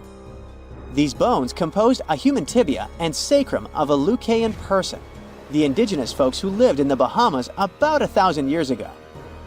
This discovery shocked archaeologists because it gave them a major clue into the lives of the Bahamas' original inhabitants. And speaking of holes, this group of scientists tried digging an insanely deep one just to hear Mother Earth's heartbeat. Hang in there, I'll explain. It started back in 1987, when the Germans decided to dig the KTB borehole in Bavaria. A borehole is a deep hole in the ground used to find oil. These guys managed to dig almost 30,000 feet below the ground. Their mission was to understand more about our planet's inner workings, like tectonic movements, temperature changes, and seismic activity. But as they dug deeper, they were hit with a few surprises. Instead of finding solid, stable rock, they encountered fluids and gas seeping into the hole, which threw off everything they thought they knew. The heat also spiked way faster than expected, making scientists rethink their theories on how temperature behaves deep down.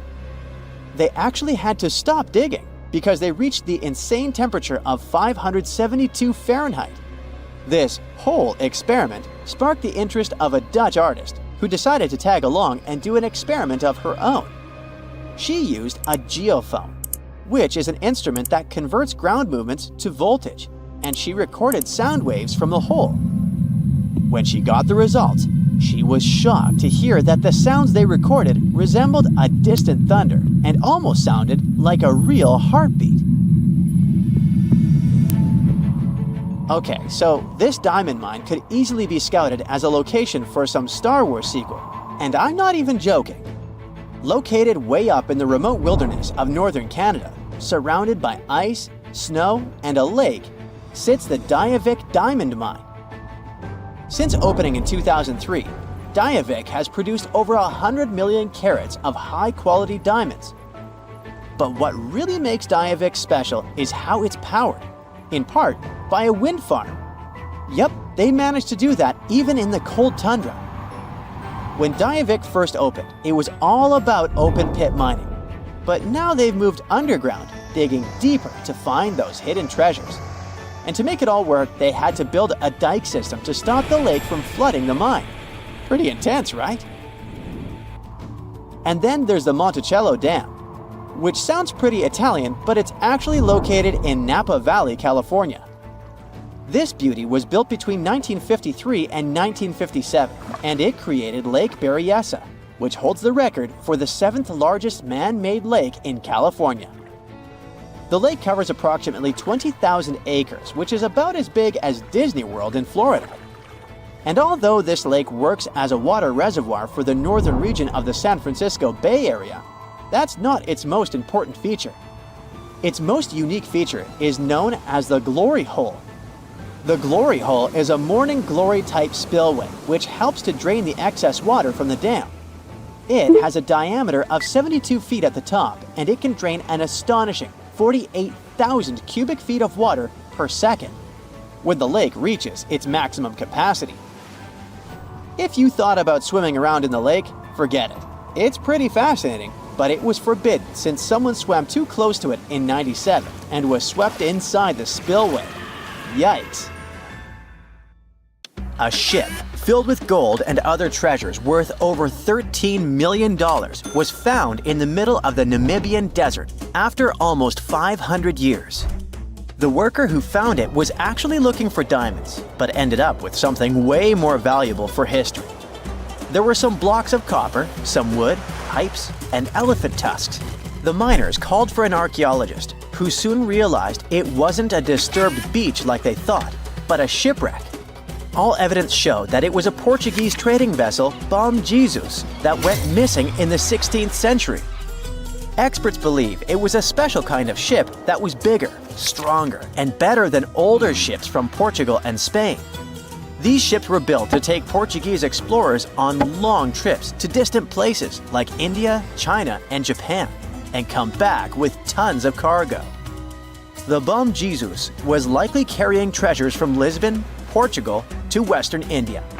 But it looks like on its way around the southern tip of Africa, near Namibia, a big storm pushed the ship too close to the shore. The ship hit a rock, tipped over, and broke apart, sinking into the ocean. Archaeologists found treasure from the captain's chest under the water, which probably fell out when the ship's wooden hull broke. They also found pieces of the ship scattered along the shore, likely from the violent storm and later by construction in the area. The storm must have been very fierce, but they didn't find many bones, which means most of the crew may have survived or were lost at sea. The ship was split into 3 sections and incredibly well preserved, thanks to the thick layers of sand that covered it and prevented rot. Archaeologists who studied the wreck discovered over 40 tons of cargo. There were cannons, swords, blocks of metal like lead and tin, fabrics, and tools that sailors used to navigate the stars while traveling across the ocean. The most exciting discovery was 1,845 copper ingots, weighing as much as 16 to 17 tons altogether. Those copper ingots, or pieces of pure metal, are still in great condition because the hull of the ship and layers of sand protected them from ocean water. The scientists even managed to read the trademarks on them on site and learned they were made by a super wealthy German trading company. There were also more than 2,000 shiny gold and silver coins from different countries, and 105 enormous elephant tusks weighing about 2 tons. The tusks were likely supposed to become luxury items, like jewelry or carvings at the destination. Archaeologists took some DNA samples from the tusks and found that they came from West African forests and savanna elephants. Researchers were lucky that the ship was found in a restricted diamond mining area. No scavengers were able to get their hands on the treasures. The Bom Jesus remains the oldest and most valuable shipwreck that was ever discovered off the western coast of sub-Saharan Africa. Another shipwreck recently found by accident was buried under a 10-foot tall sand dune near the Caspian Sea. Some people call it the world's largest lake, and it has water levels that rise and fall over time because of the changes in weather patterns. These changes can move sand and uncover things like this shipwreck and other treasures along the coast. As the dune slowly disappeared, the ship started to show. Before digging it out, scientists worried that waves from the sea might damage the wreck. To protect it, they built a wall using thousands of sandbags to keep the waves away. When the ship was uncovered, they discovered it was a 3-masted, 92-foot-long merchant ship with a strong double hull.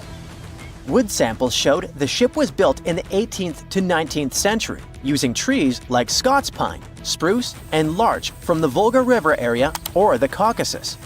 They even found buckwheat and plants from the same region, which were probably traded or used to feed the sailors. It proves that the ship was part of a group of merchant ships that once sailed the Caspian Sea.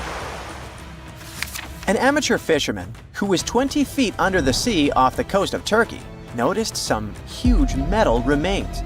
He had an underwater camera, so he made footage of the discovery and took it to scientists. They immediately started an investigation and learned that it must be a shipwreck from the first decades of the 20th century. It could be one of the Ottoman Empire ships that had an important mission to deliver supplies, but disappeared without a trace. Scientists got permission to study this Black Sea wreck in detail to learn more about its mysteries. They're hoping to find its shipyard documents to find some answers, as the ship itself is in terrible condition and is tricky to work with. Robot submersibles that belong to an oil and gas company noticed hundreds of intact ancient storage jars sitting on the seabed in the eastern Mediterranean. Experts think those jars are 3,300 years old. This makes the find the oldest shipwreck from the deep sea. The jugs were probably used to store oil or other agricultural products like fruit. This proves that the people who made them organized maritime trade and had incredible navigational skills. It looks like the ancient mariners managed to traverse the Mediterranean Sea without a line of sight to any coast. All they could see was the horizon, so they must have used the sun and other stars to find their way. Off the coast of Sicily, under 20 feet of sand and rock, archaeologists found a shipwreck so old that they aren't even sure what materials were used to build it. They think the ship is from the 5th or 6th century BCE, which means it's over 2,500 years old. This ancient ship wasn't alone. Researchers also found 2 iron anchors shaped like an upside-down T from around the 7th century of the Common Era and 4 stone anchors from prehistoric times nearby. One of the stone anchors was broken and may have had wooden pieces attached to help it hold on to the seafloor. They figured out that the ship itself was built using the on-shell technique. The wooden planks of the ship were connected so tightly that they could support the ship on their own, with extra beams added just to make it stronger. Sadly, the ship's wooden hull is very fragile now because tiny sea creatures that eat wood have damaged it over the years. Scientists are being extra careful as they study it to make sure it doesn't fall apart. This discovery is such a big deal because it was built during a time when Sicily was super important for trade. Back then, the Greeks and Punics were trying to take control of the seas long before Rome became the ruler of the Mediterranean. By studying this ship, scientists hope to learn more about how people traveled and traded in those ancient times. One more shipwreck, this time off the coast of Kenya. Could be from Vasco da Gama's final voyage. This Portuguese explorer was the first European to reach India by sea around the Cape of Good Hope. Local fishermen discovered the shipwreck in question in 2013. When an underwater archaeologist came to check it out, he found some treasures at the spot: elephant tusks and valuable copper ingots. If this find really has to do with Vasco da Gama, then it must be from the 16th century. It was the year of his third and final voyage to India. Da Gama led a huge fleet of 20 ships, one of which was the São Jorge. Most of the ship is hidden under layers of coral, and a whole team of scientists are carefully digging trenches to find parts of the ship's wooden frame and hull. Warning: if you're a devoted fan of ETs and accept every story about contact with them as fact, you might want to skip this video. What you're about to hear is the hard truth, and yes, it may be disappointing. On the other hand, if the idea of them makes you uneasy, this video might actually put you at ease. And if you don't believe in those little green cuties but constantly find yourself debating people who do, just show them this. First, you need to know that there's no solid evidence that intelligent extraterrestrial life exists. What does exist is strong evidence that all the so-called ET incidents you've heard about during your whole life actually have very reasonable explanations. One of the most famous examples is the Roswell incident. On July 8, 1947, a strange object crashed on a ranch in the state of New Mexico. It was described as a flying disc. First, a local newspaper reported the story. Then, the incident spread across the entire country. People claimed it was the crash of an ET spacecraft. Authorities said the object was a meteorological balloon. People didn't believe them. Rumors exploded. Many theories spread everywhere. Years later, after all the hype slowed down, the truth finally came out. The flying disc was part of a top-secret government project, a high-altitude balloon designed to detect signs of nuclear testing. But even after the truth was revealed, many people refused to accept it. The Roswell incident became a full-blown cultural phenomenon, especially among UFO enthusiasts. Yet, among the thousands of books, articles, and documentaries about Roswell, you won't find a single verified fact proving an ET spacecraft was ever involved there. That same year, another mysterious object was discovered and also caught public attention. No one knows exactly where it landed, but many people connect it to the Roswell incident. At first glance, this metallic fragment seemed extraordinary. Its internal structure looked unlike anything known at the time, which led some to believe it was part of an alien craft. Further analysis showed the object was made from an alloy of magnesium and zinc, with traces of bismuth, lead, and other elements. Of course, the presence of these elements alone doesn't prove the object was made on Earth, since these substances exist throughout the universe. Then, scientists examined the isotopic composition of magnesium and the rest of the materials, and they determined that the alloy was manufactured on Earth. Still, one thing about the sample raised eyebrows: bismuth. Some people speculated that aliens might use bismuth in some kind of propulsion or flight system. However, these ideas were purely speculative. The bismuth found in the samples contained impurities, which clearly showed it was produced using ordinary Earth-based manufacturing methods, not any unknown technology. But that technology would require a pure bismuth alloy. Unfortunately for UFO fans, the analysis showed that the bismuth in the sample contained lead impurities, which is clear evidence that no alien technology was involved. It was created on Earth by people. However, its manufacturing process was unusual because of the specific mix of elements. The object also had damage caused by impact and heat exposure. Most likely, it was a component of another top-secret surveillance balloon. Okay, how about another alien-like incident? This is the famous but though less well-known WOW signal. In 1977, a radio telescope in Ohio detected a strange signal from deep space. It lasted 72 seconds and stood out dramatically from the background cosmic noise. Astronomer Jerry Amon, who discovered it, was so shocked that he wrote "Wow" on the printout. The scientific community briefly suspected that this radio signal might be a message from alien technology, but it was never detected again. Later explanations suggested it may have been radio emissions from a neutron star, amplified by a cold hydrogen cloud. You can also find realistic explanations for other similar cases on the internet. However, Roswell and similar cases happened decades ago. But what about modern stories? You've probably seen videos recorded by pilots showing fast-moving, elusive objects in the sky. Scientists carefully analyzed these videos and found something interesting. The observed behavior contradicted the laws of physics. If an object moved that fast through air or water, friction should produce a visible heat trail or plasma glow. But nothing like that appears in the footage. Does that mean it's alien technology? Probably not.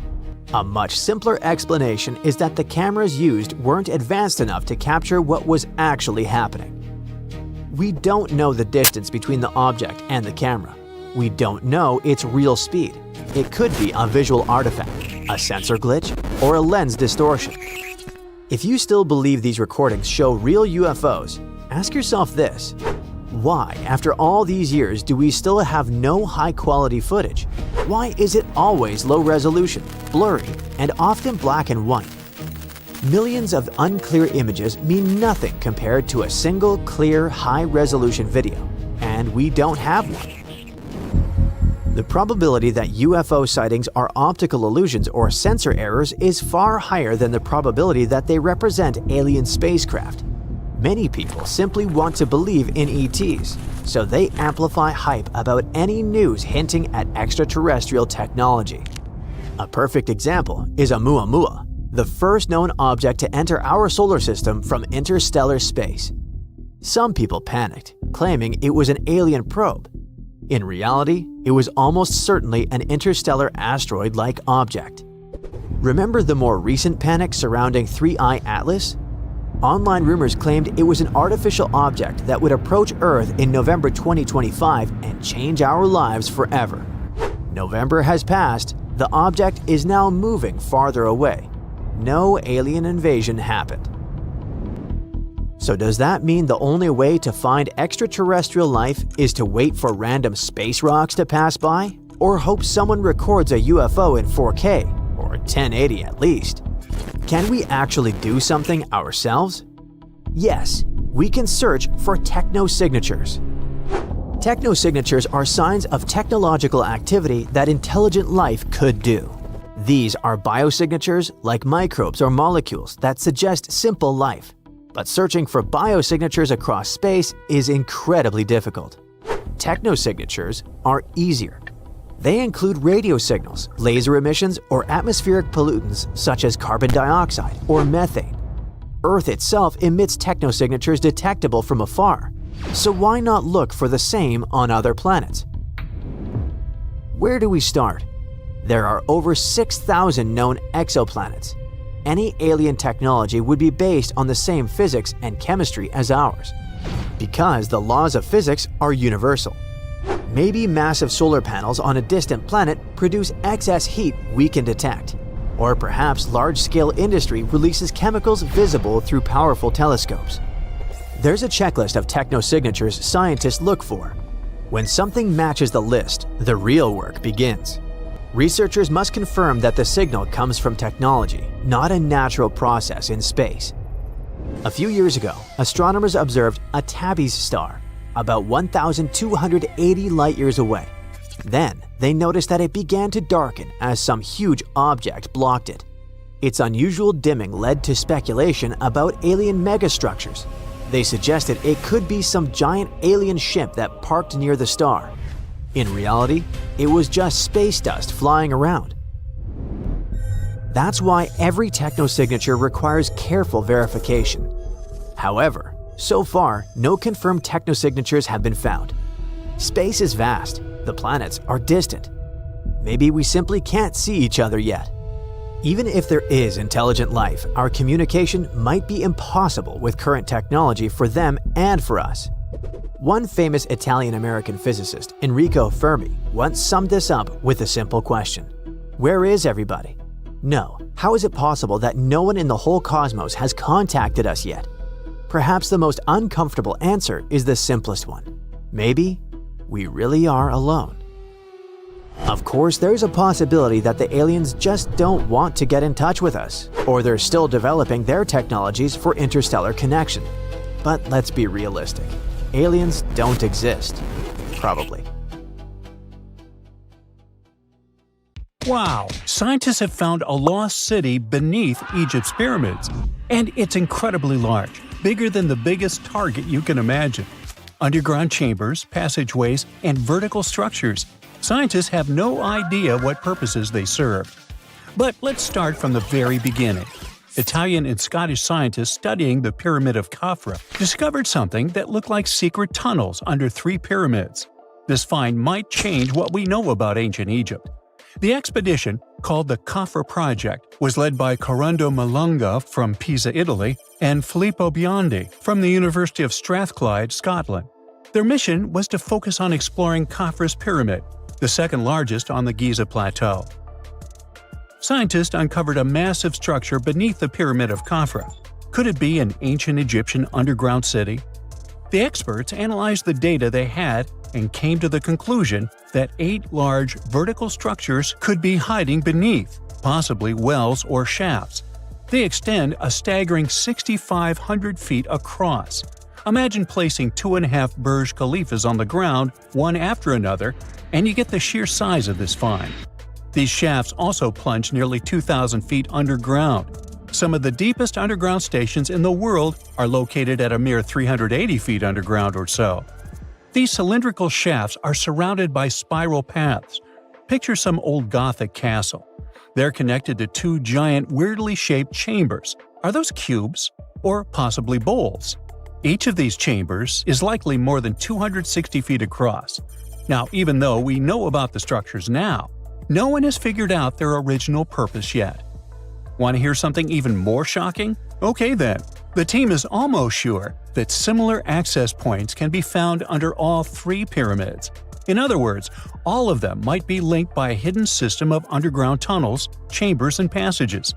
Even deeper, about 4,000 feet under the surface, there might be more unknown structures. And doesn't it add to the mystery? But the coolest news is that, according to some team members, these hidden structures near Giza pyramids could align with the legendary Halls of Amenti. In ancient Egyptian mythology, it's a place where people are believed to arrive when they're close to the end of their days. There, they are said to take a 3-day-long trial, facing their biggest fears. Now, how did scientists even discover these hidden spaces? To uncover them, researchers used 2 satellites positioned 420 miles above Earth.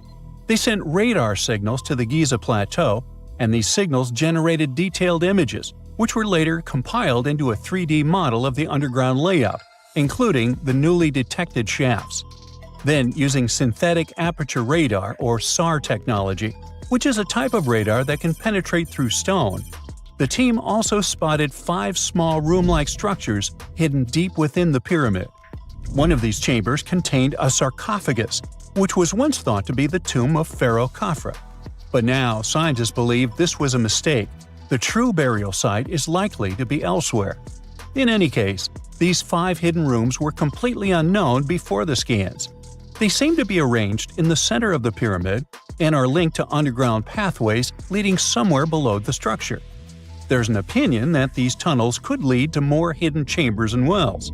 Some of them might be around 4,500 years old. Wow! What if they help us solve ancient civilization mysteries?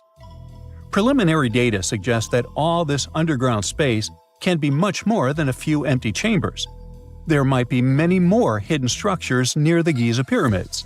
How come? Well, the thing is, the structure appears to include hollowed-out sections with spiral pathways leading even deeper underground. Refining the images hinting at this could reveal an extensive subterranean network. It might be a whole city hidden under the surface. Now, despite the excitement surrounding these findings, there are also a lot of people who don't believe in the existence of the underground city. They're skeptical about the archaeological discovery in Egypt due to the lack of peer-reviewed verification. That's why several archaeologists and radar experts have challenged the validity of the claims. They've explained that the technology used to make the discovery may not be advanced enough to produce such detailed underground imagery.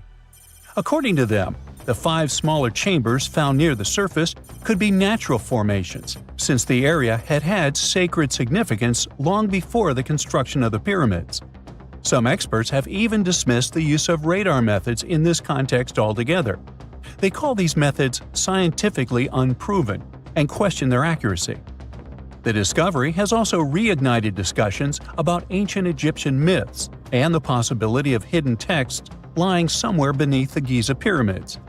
The layout of the newly detected underground chambers shares similarities with mythological accounts of the Hall of Records, a rumored chamber that could preserve early Egyptian wisdom.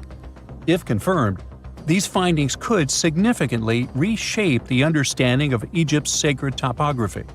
Plus, this lost city beneath Egypt's pyramid could become physical evidence of previously unknown underground structures. That's why the Khafra project is super eager to begin excavating to confirm their findings. But getting approval from Egyptian authorities is a challenging process. The discoveries still need to undergo peer review before they are accepted by the academic community.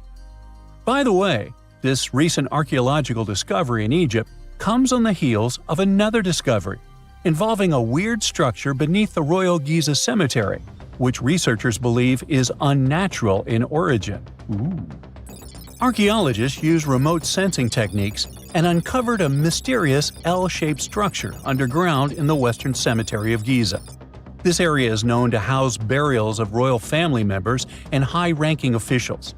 Many of the tombs in the cemetery have above-ground mastabas, rectangular stone or mud brick structures with flat roofs. But there is an area in the center of the cemetery where there are no above-ground structures. To investigate this unexplored region, the team used electrical resistive tomography and ground-penetrating radar. ERT works by sending electrical currents into the ground and measuring the resistance to detect remains. As for GPR, it sends radar into the ground and maps the structures based on the radar's return. The team found an anomaly about 6.5 feet beneath the surface. It appeared to be an L-shaped structure measuring at least 33 feet in length. The readings suggested that the structure had been backfilled with sand after its construction. This made the team hypothesize that it could be a mix of sand and gravel, or possibly an air void.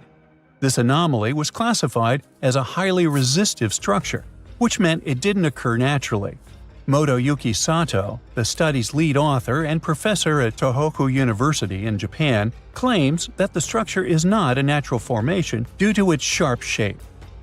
Another weird thing about ancient Egyptian pyramids is that historians have long believed that they were built primarily for royals and high-status individuals who had the wealth and power to create such massive structures.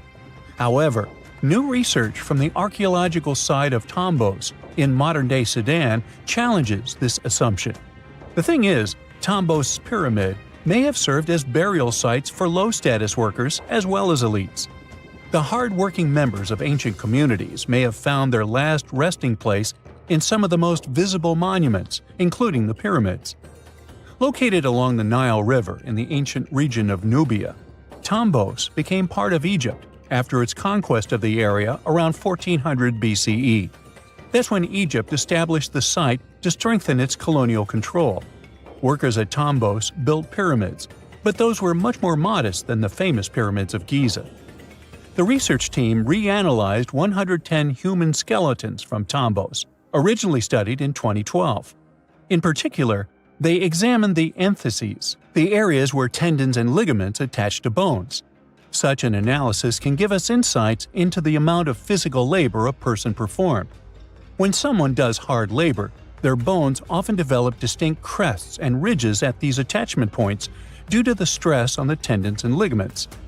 And while some skeletons showed little change in their entheses, suggesting they belonged to individuals from the upper classes, others showed more serious changes.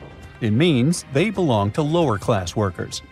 This finding can totally challenge our earlier understanding of pyramid burials, especially the idea that only elites were buried in the pyramids, because the pyramids themselves were designed for the elite.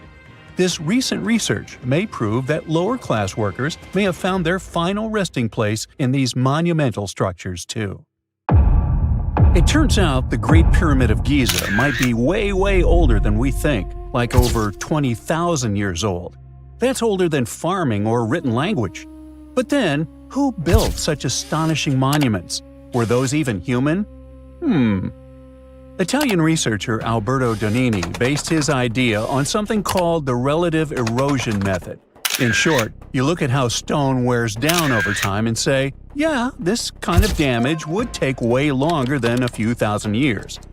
But before we dive deeper, here's a quick refresher on the pyramids themselves.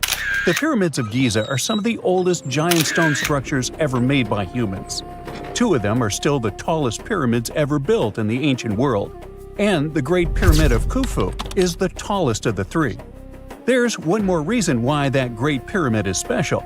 It's the only one of the original 7 wonders of the ancient world that's still standing today. Now, these pyramids weren't built in one sudden aha moment. A lot of people over many generations worked on them, and you can see their progress over time. Early pyramids have mistakes, weird angles, and structural issues.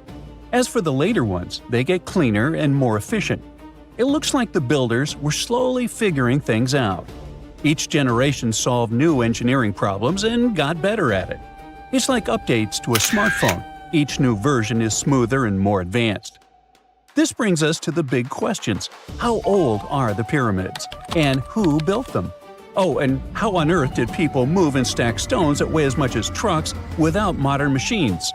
Well, so far we have pretty solid evidence for the general timeline and the workers involved in the process. But the exact construction methods are still debated. And that's why claims like this 20,000-year-old pyramid idea get so popular. Most historians stick with the traditional dating, around 4,500 years old.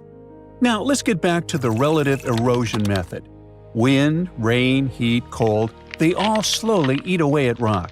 And the longer a stone sits outside, the more damage it collects. Like how an old sidewalk looks way rougher than a brand new one. And the Great Pyramid wasn't always rough and blocky. It used to be wrapped in smooth white limestone. But after a big earthquake in the year 1303, Egyptians pulled off the outer stones and used them to rebuild Cairo. That's why parts of the pyramid have only been exposed to the weather for about 675 years. At the base of the pyramid, there's a limestone pavement. Some of it was hidden under those casing stones for thousands of years and only got exposed after they were removed. Right next to it, there's pavement made of the same stone, but it has been exposed since the day the pyramid was built. These different amounts of time in the open turn the pyramid into a natural stopwatch. Basically, Donini looked at 2 parts of the same stone, asking a simple question. If this much damage happened in 675 years, how long would it take to make that much damage? To get the answer, he didn't examine just one spot. He checked 12 different places around the pyramid, because stone doesn't wear down evenly everywhere. Some areas get more wind, others are exposed to more sun, and some may have tiny cracks that speed things up. Because of that, the numbers he got were very different. Some spots made the pyramid seem pretty young. Other spots made it seem crazy old. So instead of picking one number, he averaged them all together. And when he did that, the average came out to around 25,000 years old. If that estimate is even a bit close, it would mean the pyramid was built way earlier than we think, somewhere around 2300 BCE. Now, Donini doesn't claim this is an exact date. According to his analysis, there's a strong chance that the pyramid is much older than traditionally believed, but it's not a guarantee. So, it's no wonder that a lot of experts strongly disagree with this theory, which makes it controversial.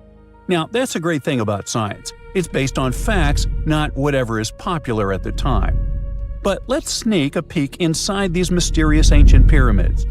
The Great Pyramid is the oldest of the three famous pyramids of Giza, and it's also the biggest.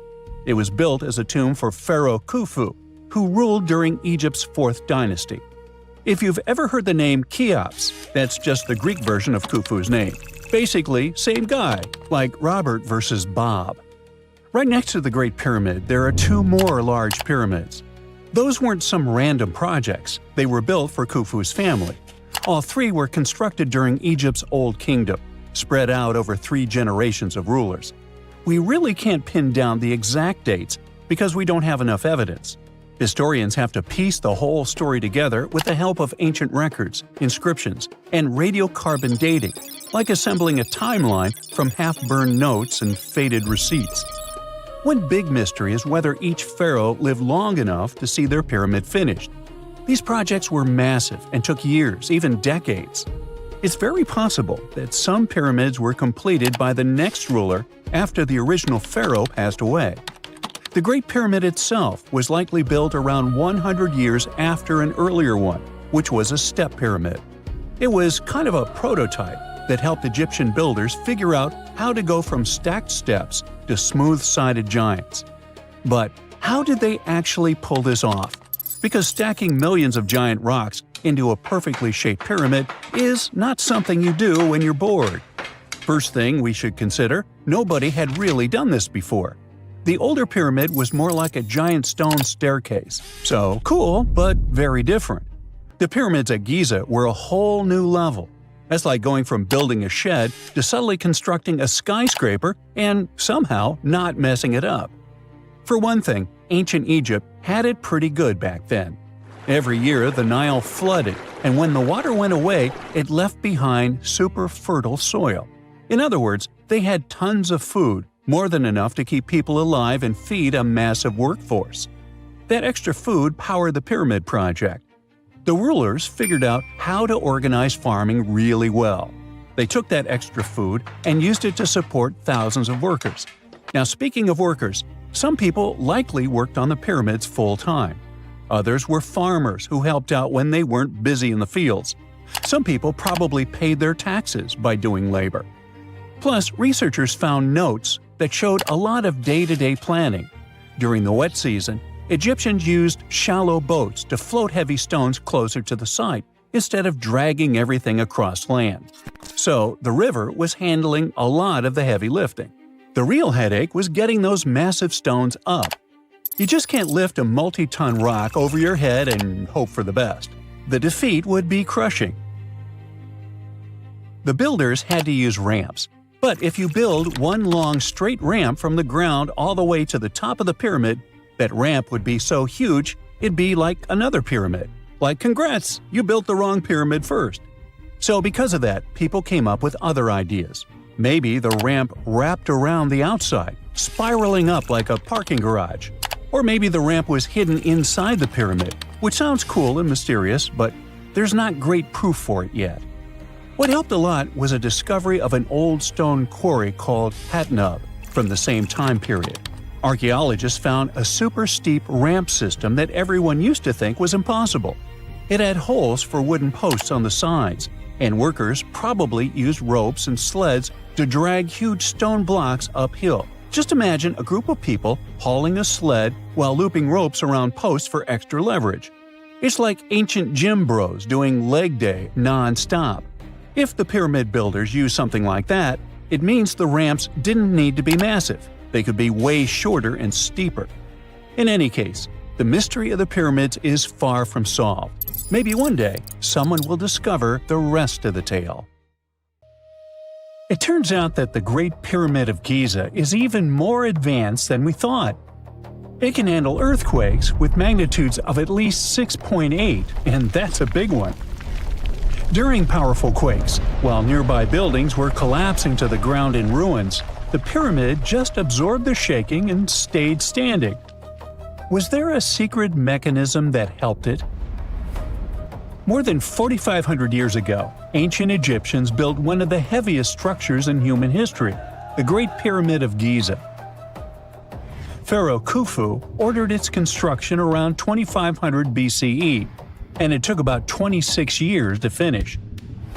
Workers dragged and stacked more than 2.3 million stone blocks, and some of them weighed several tons each. The finished pyramid was about 480 feet tall. It's just a bit lower than the Ritz Tower in Manhattan, which reaches 541 feet. But that might not even be the most shocking part. The pyramid was likely built to handle earthquakes. Recently, researchers from Egypt and Japan decided to study how vibrations move through the pyramid. Now, the pyramid is over 4,600 years old, so they didn't want to shake it on purpose and risk damaging it. But they still managed to test about 40 different spots inside and around the giant structure with the help of special equipment called highly sensitive accelerometers. Their tools measured tiny waves moving through stone. Ultimately, it could help them figure out what would happen if the ground started shaking. It turns out that instead of concentrating all the force of vibrations in one place, the pyramid spreads the energy through the structure. In simple words, it behaves like a giant shock absorber. The vibrations weaken while moving through the pyramid, instead of building up and cracking it apart. Egypt has been shaken by earthquakes many times over thousands of years. Some of them were strong enough to wreck entire parts of Cairo. And while some nearby buildings were badly damaged or completely destroyed, the Great Pyramid is still standing. Scientists say that the structure is incredibly balanced. The huge weight is distributed so evenly that the pyramid remains stable even when the ground moves underneath it. The shape helps too. A pyramid pushes weight downward and outward, and this makes it harder for its parts to collapse inward. For example, in 1992, a massive earthquake hit Egypt. It had a magnitude of 5.9, and its epicenter was about 20 miles southwest of Cairo. It damaged or destroyed more than 129,000 buildings. Old tombs near the Valley of the Kings had to be reinforced so they wouldn't collapse. But the Great Pyramid didn't really care, having lost just one stone. One big reason is the pyramid's design. Its base is enormous, more than 755 feet wide. That wide bottom helps spread out force and keeps the structure stable during shaking. The pyramid is also extremely symmetrical. This helps balance pressure from all sides. Plus, underneath, there's solid bedrock that acts like a super strong foundation. Then, there are the blocks themselves. Ancient builders used huge limestone blocks that lock together like giant puzzle pieces. During an earthquake, such a structure can absorb and spread vibrations. It won't crack apart right away. The Great Pyramid wasn't Egypt's first attempt at pyramid building. Earlier rulers had already been experimenting for many generations. For example, more than 100 years before Khufu, Egyptians built the step pyramid at Saqqara. Instead of having smooth sides, it looked like giant stone stairs. Later, Khufu's father started building larger pyramids with smooth outer sides, much closer to the famous pyramids we know today. Over time, Egyptian builders kept learning what worked and what failed. Yep, some later pyramids tried cheap shortcuts. One pyramid used part of a natural hill to save materials. But that made the structure less stable because fewer blocks locked together. Another pyramid, called the Black Pyramid, was built mostly from mud bricks. True, it was cheaper, but also much weaker. No wonder it aged horribly. Rain and erosion slowly destroyed the structure. Some of those later pyramids eventually collapsed completely. But let's get back to the Great Pyramid and its earthquake survival skills. Scientists actually went inside it and measured its vibrations. They studied places like the King's Chamber, the Queen's Chamber, underground tunnels, and hidden rooms above the King's Burial Chamber. They found out that the entire pyramid vibrated almost perfectly evenly from one stone block to another. It means that the whole construction moves together as one giant object instead of shaking apart in different directions. And that's the most important thing during an earthquake. Now, the ground around the pyramid vibrates very differently, at a much lower frequency. So, when the earth shakes, the pyramid doesn't fully sync up with those dangerous vibrations. And that helps reduce the force moving through the structure. Imagine pushing someone on a swing. If your timing matches the swing, it goes higher and higher. But if the timing is off, the movement weakens. The pyramid seems to work the same way with earthquakes. Scientists also discovered something else inside the structure. Above the King's Chamber, there are several small relieving chambers. And no, they aren't bathrooms. Before, many people thought that they only help support the weight of the ceiling. But now, researchers believe that those chambers may also help weaken earthquake vibrations before they reach the most important inner rooms. In other words, the pyramid must be redirecting and softening shock waves inside itself. Overall, the pyramids are much more amazing than we think. They aren't simply giant tombs built by slaves. Archaeologists found entire workers' villages near the pyramids. The builders had houses, food, medical care, and organized work teams. They were skilled laborers and got paid for their work. They needed those skills and a lot of strength. After all, some of the limestone and granite blocks weighed 80 tons. That's heavier than a fully loaded semi-truck. And they came from quarries miles away. So, how did the workers move them? Well, one theory claims that they used wooden sleds moving on wet sand, or probably there were special lubricated paths. So far, we haven't figured this mystery out yet. The pyramids also look completely different back then. Today, they look kind of rough and dusty, but originally, they were covered in smooth white limestone. It was polished so brightly that the sunlight reflected off the pyramids like mirrors.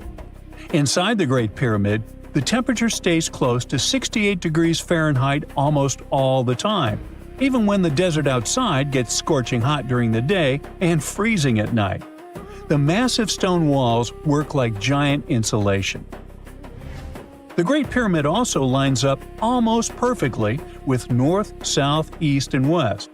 That means the ancient Egyptians understood astronomy better than most people think. The pyramid might have even been an observatory, not just a tomb. Now, there's another mystery of the Great Pyramid: hidden chambers. Using thermal cameras and muon radiography, researchers have detected empty spaces inside the pyramid. But we can't reach them yet, so no one knows what's in there.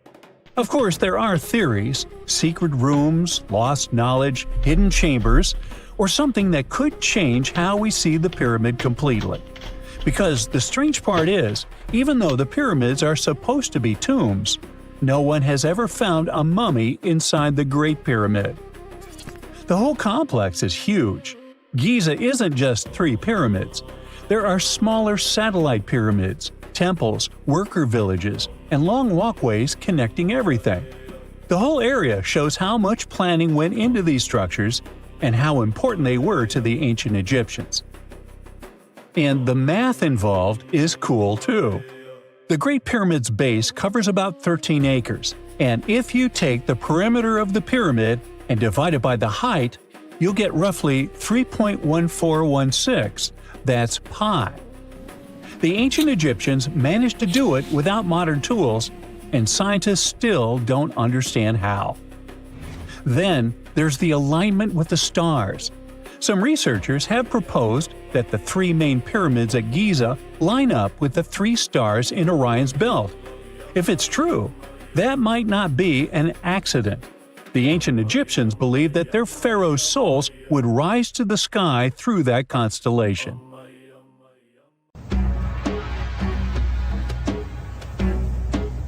This is not a dune set.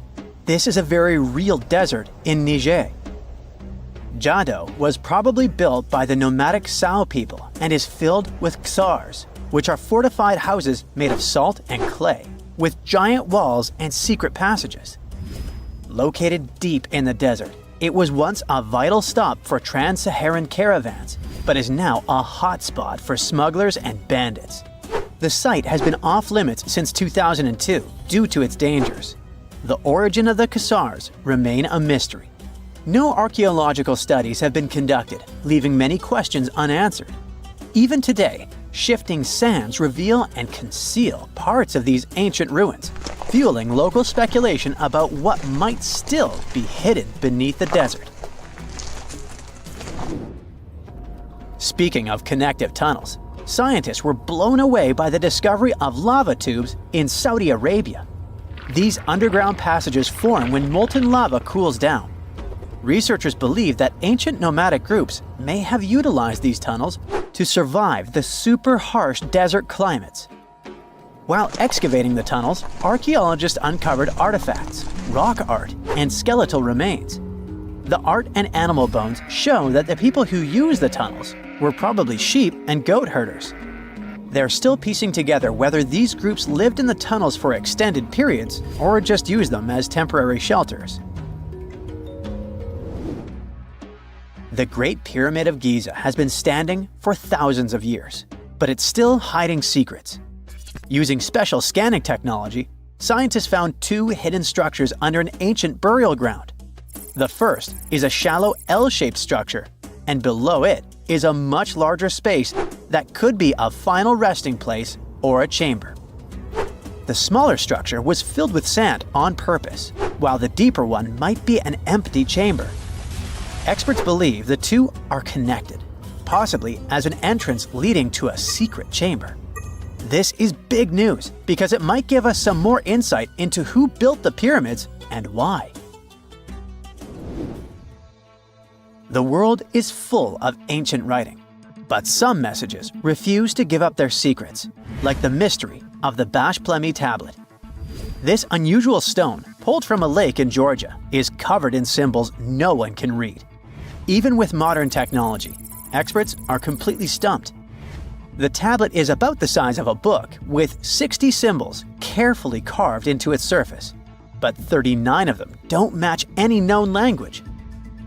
Some resemble scripts from ancient civilizations in the Middle East, India, and Egypt, but none are an exact match.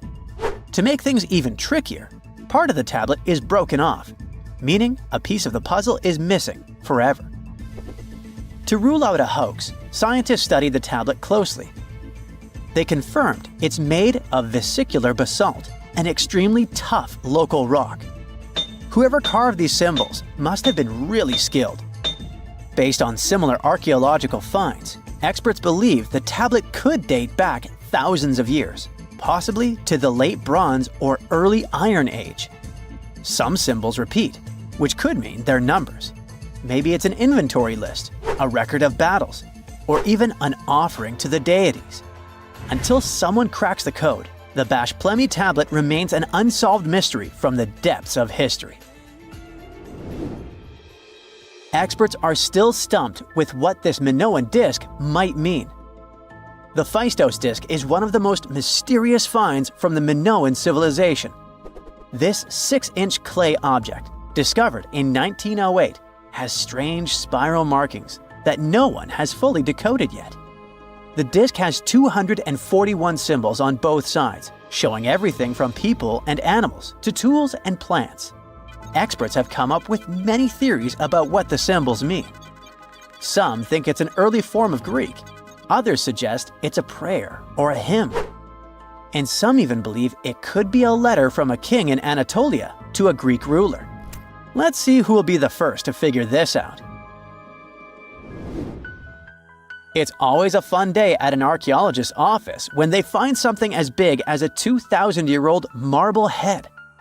A French archaeologist mission went digging inside an old medieval house near Alexandria in Egypt and found a statue's head depicting an old, possibly ill man.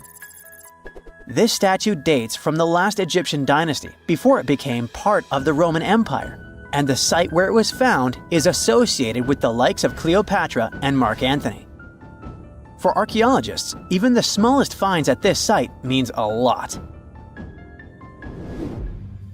You've heard of Lucy, right? The Australopithecus that was an early ancestor for us humans. Well, scientists found some of her species' footprints somewhere in Tanzania. The so-called Laetoli footprints are over 3 million years old. The trail stretched 88 feet and has about 70 footprints, left behind when a bunch of early humans walked across some wet volcanic ash. What's cool is that these early humans were already walking on 2 feet, like us, not all hunched over like apes. The close spacing of the prints shows they probably had short legs and a shorter stride than we do today. In an ancient Egyptian temple, archaeologists uncovered a shrine unlike any other. A place dedicated to falcons and 2 mysterious deities. One deity had a falcon's head, while the other wore a crown with a sun disk and cow horns. But the most baffling discovery was an inscription that read, "It is improper to boil a head in here." At the heart of the shrine, there are 15 headless falcons carefully arranged on a pedestal, likely as offerings to the falcon-headed deity. One theory suggests the birds were boiled first, perhaps to pluck their feathers, before being placed in the shrine, following the strange rule carved into stone. Archaeologists also found a 13-inch iron harpoon nearby. Its true purpose remains unknown, although the shrine also held remains of fish, mammals, and bird eggs, suggesting that the rituals may have included feasting. And speaking of ancient Egypt, meet Hathor. Scientists named her after the ancient Egyptian deity of motherhood, music, and singing. This wooden statue, housed at the Metropolitan Museum of Art, was thought to be just a beautiful artifact, until a surprising secret was uncovered. Using an X-ray machine, experts found a mechanical operating system inside it, with pulleys and axles connecting her shoulder to her left leg. When activated, the system made her hand raise and lower, an engineering marvel from over 3,000 years ago. The statue was created during Egypt's Middle Kingdom, around 1800 BCE, and is often compared to 19th century automata due to its advanced design. It's believed the statue was used in religious ceremonies, symbolizing Hathor's role in dance and music. An unexpected discovery happened in northern Kuwait, where a Kuwaiti-Polish team uncovered a mysterious 7,500-year-old statue. The statue features an elongated skull, no mouth, narrow eyes, and a flattened nose. This feature is thought to be an Ophidian figurine, named after the Greek word for snake, and it was likely made by the Ubaid culture, a civilization known for their pottery skills. While no one knows exactly what role this weird statue played, it might have been linked to rituals or symbolic practices. Some scientists think these figurines, found in homes or final resting places, were tied to important cultural beliefs. We couldn't mention unresolved mysteries of this world without speaking about these elongated skulls. In the deserts of Peru, researchers uncovered 5 ancient skeletons, 2 with unnaturally elongated skulls. While head shaping was common in many cultures, these skulls defy explanation. Local legends tell tales of the so-called Gentiles, a mysterious race banished underground by the powerful deities. Some say this is what the skulls represent. Others think this is some type of genetic anomaly, which was confirmed after finding an infant skull, too large to be artificially shaped.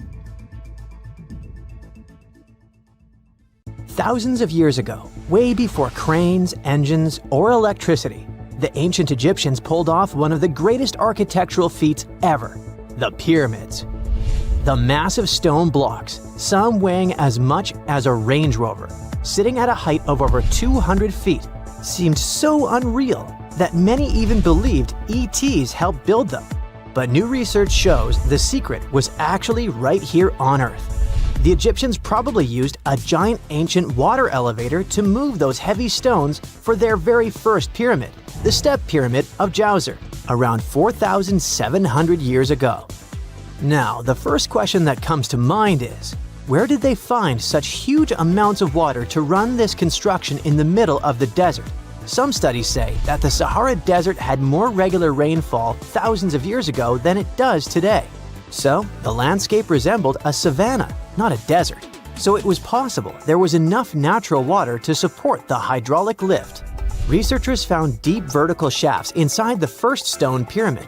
They used a computer model that had info about the pyramid's remaining inside parts and the underground tunnels at the site. The team also used high-resolution satellite pictures of the area to include the amount of rainfall from the past in their research.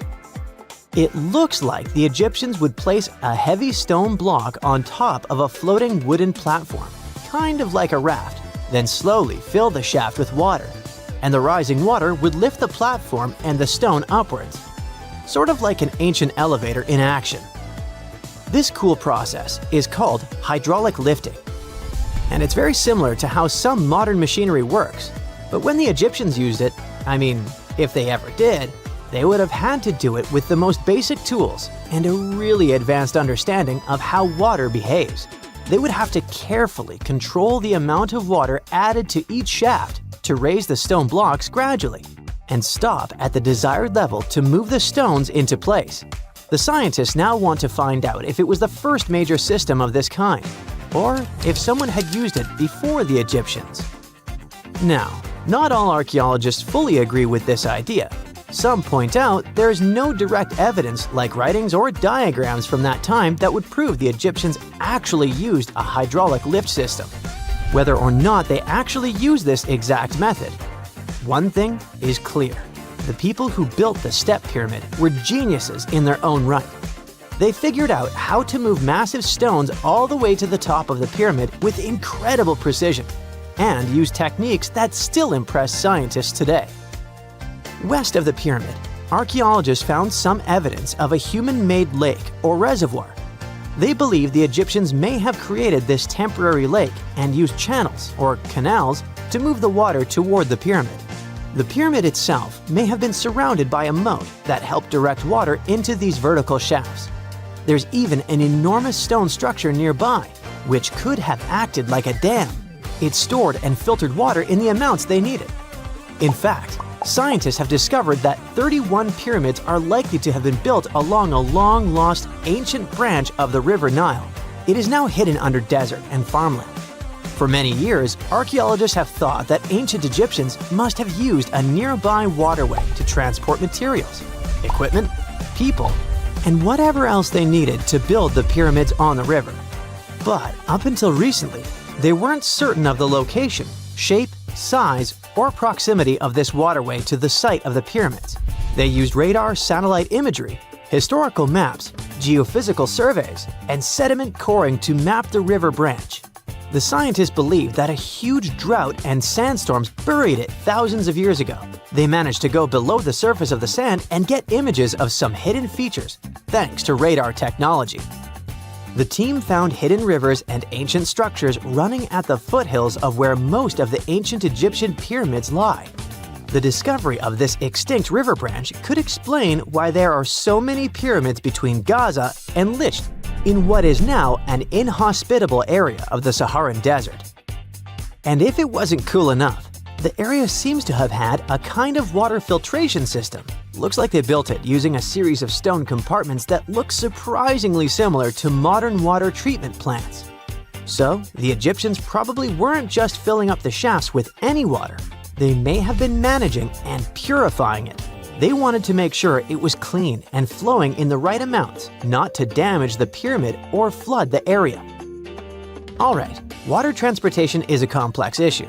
But even the most basic things, like how many sides the Great Pyramid of Giza has, can still surprise us. It's not 4, as you might logically conclude. It's not even 5 or 3, but 8. In 1926, a British pilot flew over the pyramid and took photos from above, and only then officially confirmed it. From that high-up view, he noticed that each of the pyramid's 4 faces is slightly indented down the middle, from top to bottom. These shallow inward dips make each face split into 2 halves, turning the pyramid into something more like an octagon. That indentation is so subtle you'd never see it standing next to the pyramid, but from the air, it becomes obvious.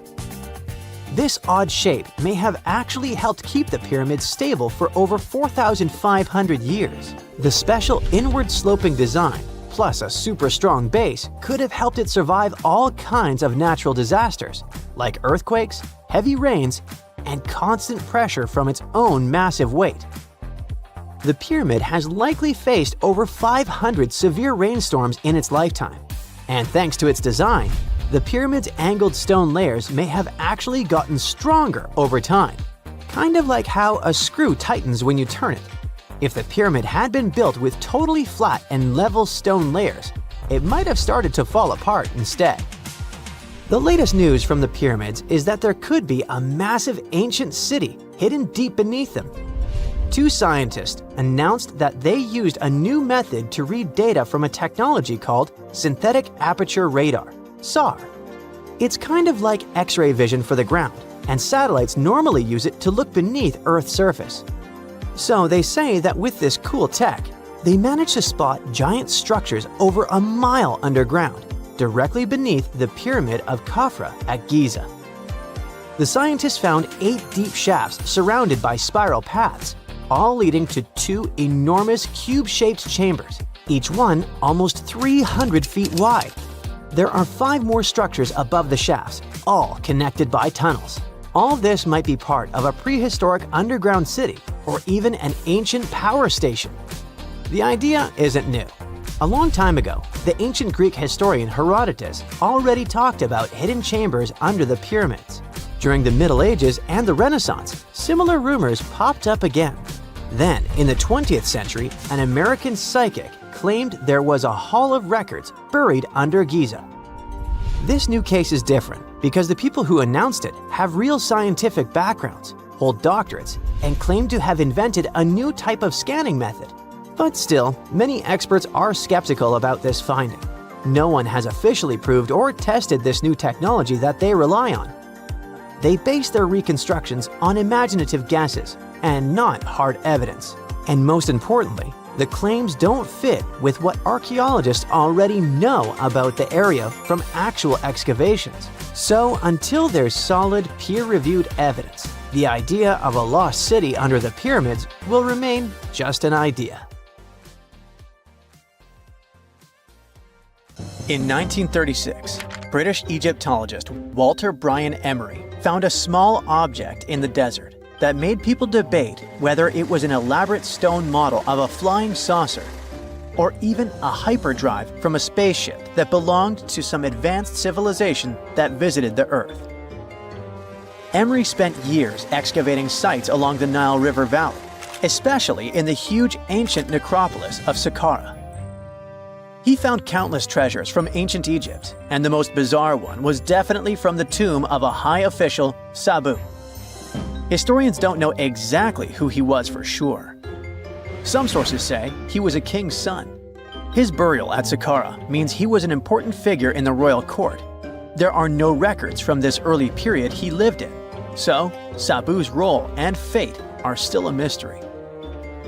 Inside his tomb, scientists found 7 funerary chambers, each filled with traditional grave goods: animal bones, flint tools, pottery, ivory objects, and stone bowls.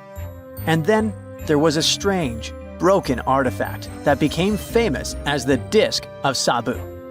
It resembles a shallow, round-bottomed bowl, but with 3 delicately carved, curved lobes spaced roughly 120 degrees apart around its perimeter. These lobes are separated by 3 holes, and at the center there's a thin tube. The material used to build the disc is metasiltstone, or schist. This type of rock is fragile, highly porous, and super difficult to carve. It flakes easily and crumbles under pressure. So how they made the disc out of it with rather simple stone and copper tools from 3000 BCE is still a mystery. The next big question is why they decided to bury Sabu with it. Perhaps if we knew its true purpose, it would make more sense. When it was first discovered, archaeologists thought it was nothing more than a vase, an incense burner, or a ceremonial decoration. But those who took a closer look from the point of view of an engineer decided it could actually be a component of a larger mechanism. An amateur historian made an exact copy of the artifact with a 3D printer, and it turned out that the disc of Sabu was an ancient impeller, a crucial part of a centrifugal pump. When they put it in a housing and span at high speeds using the small central shaft, the disc was able to displace water. When it was tested without a housing, the disc created a powerful vortex. It became clear that the curved lobes and slightly concave shape of the disc weren't random. It was probably all engineered to move water with remarkable efficiency, like a powerful pump mechanism. Ancient Egypt's entire civilization depended on irrigation. Later dynasties perfected basin irrigation and managed to control the rise and fall of the Nile to take the most from agriculture. So, the engineers of the first dynasty may have been experimenting with advanced irrigation techniques thousands of years earlier than scientists previously thought. But then again, some people have doubts schist is strong enough to be used for a pumping mechanism. They suggest that artisans from Egypt's first dynasty were trying to recreate an even older object, using whatever tools and materials they had. It could be a stone replica of something originally made from metal, possibly belonging to a civilization far older and more advanced than ancient Egypt itself.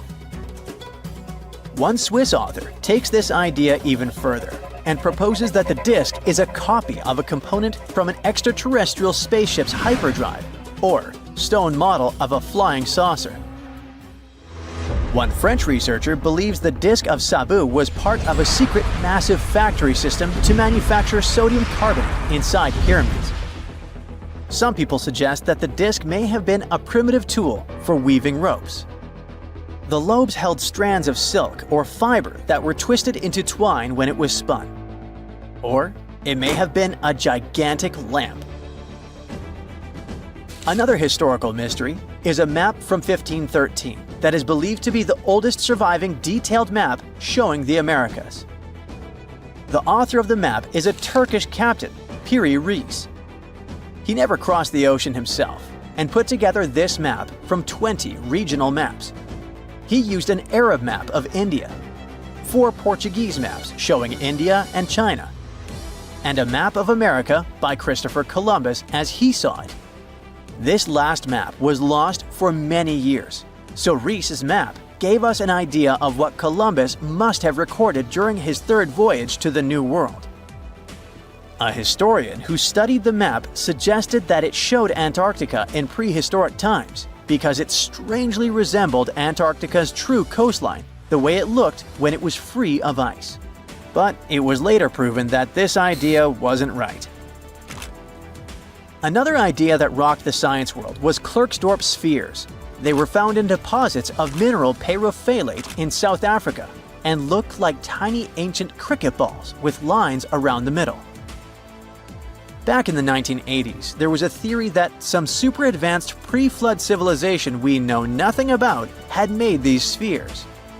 One journalist shared stories about how they rotated on their own in a display case. There was also a TV show that invited a psychic who was telling everyone the spheres were pieces of an ancient spaceship. But according to geologists, these spheres are pretty regular spherical objects formed from different minerals than the surrounding rock. The seam-like lines on them are just imprints from the host rock's layers building up over time. The Klerksdorp spheres come in different shapes, from flattened spheres to distinct discs. As for that episode when one of these spheres spun on its own, the curator of the Klerksdorp Museum cleared that up too. He said that when he put one sphere on its glass shelf when the journalist came to visit, the sphere rotated a bit because it's round. There are some gold mining activities going on nearby, so the land where the museum stands often experiences earth tremors. In a remote part of China, there are some bizarre pipe-like formations known as the Beigon Pipes. A local explorer found them back in 1996 protruding from Mount Beigon and along the shores of Tosan Lake nearby. Some people thought they were the work of ancient guests from other planets. When scientists tested samples of the pipe material, they found out that they contained mostly common minerals, but there was a mysterious 8% of unknown stuff. Some extra tests showed that these pipes had been there before humans. Chinese geologists later visited the site and suggested that these pipes were formed naturally over time. It was probably fossilized tree roots from the area's super green past. It's still a real mystery with no clear-cut answer. While digging a trench along a river in Romania, workers found a wedge, which is now famous as the aluminum wedge of Ajud, or the object of Ajud. Right next to it, there were some mastodon bones. Those distant relatives of elephants lived 11,000 years ago. So some people concluded the wedge is of the same age. The cool part is that it's made of aluminum, but this metal wasn't discovered until the 1800s. This material requires serious heat to produce.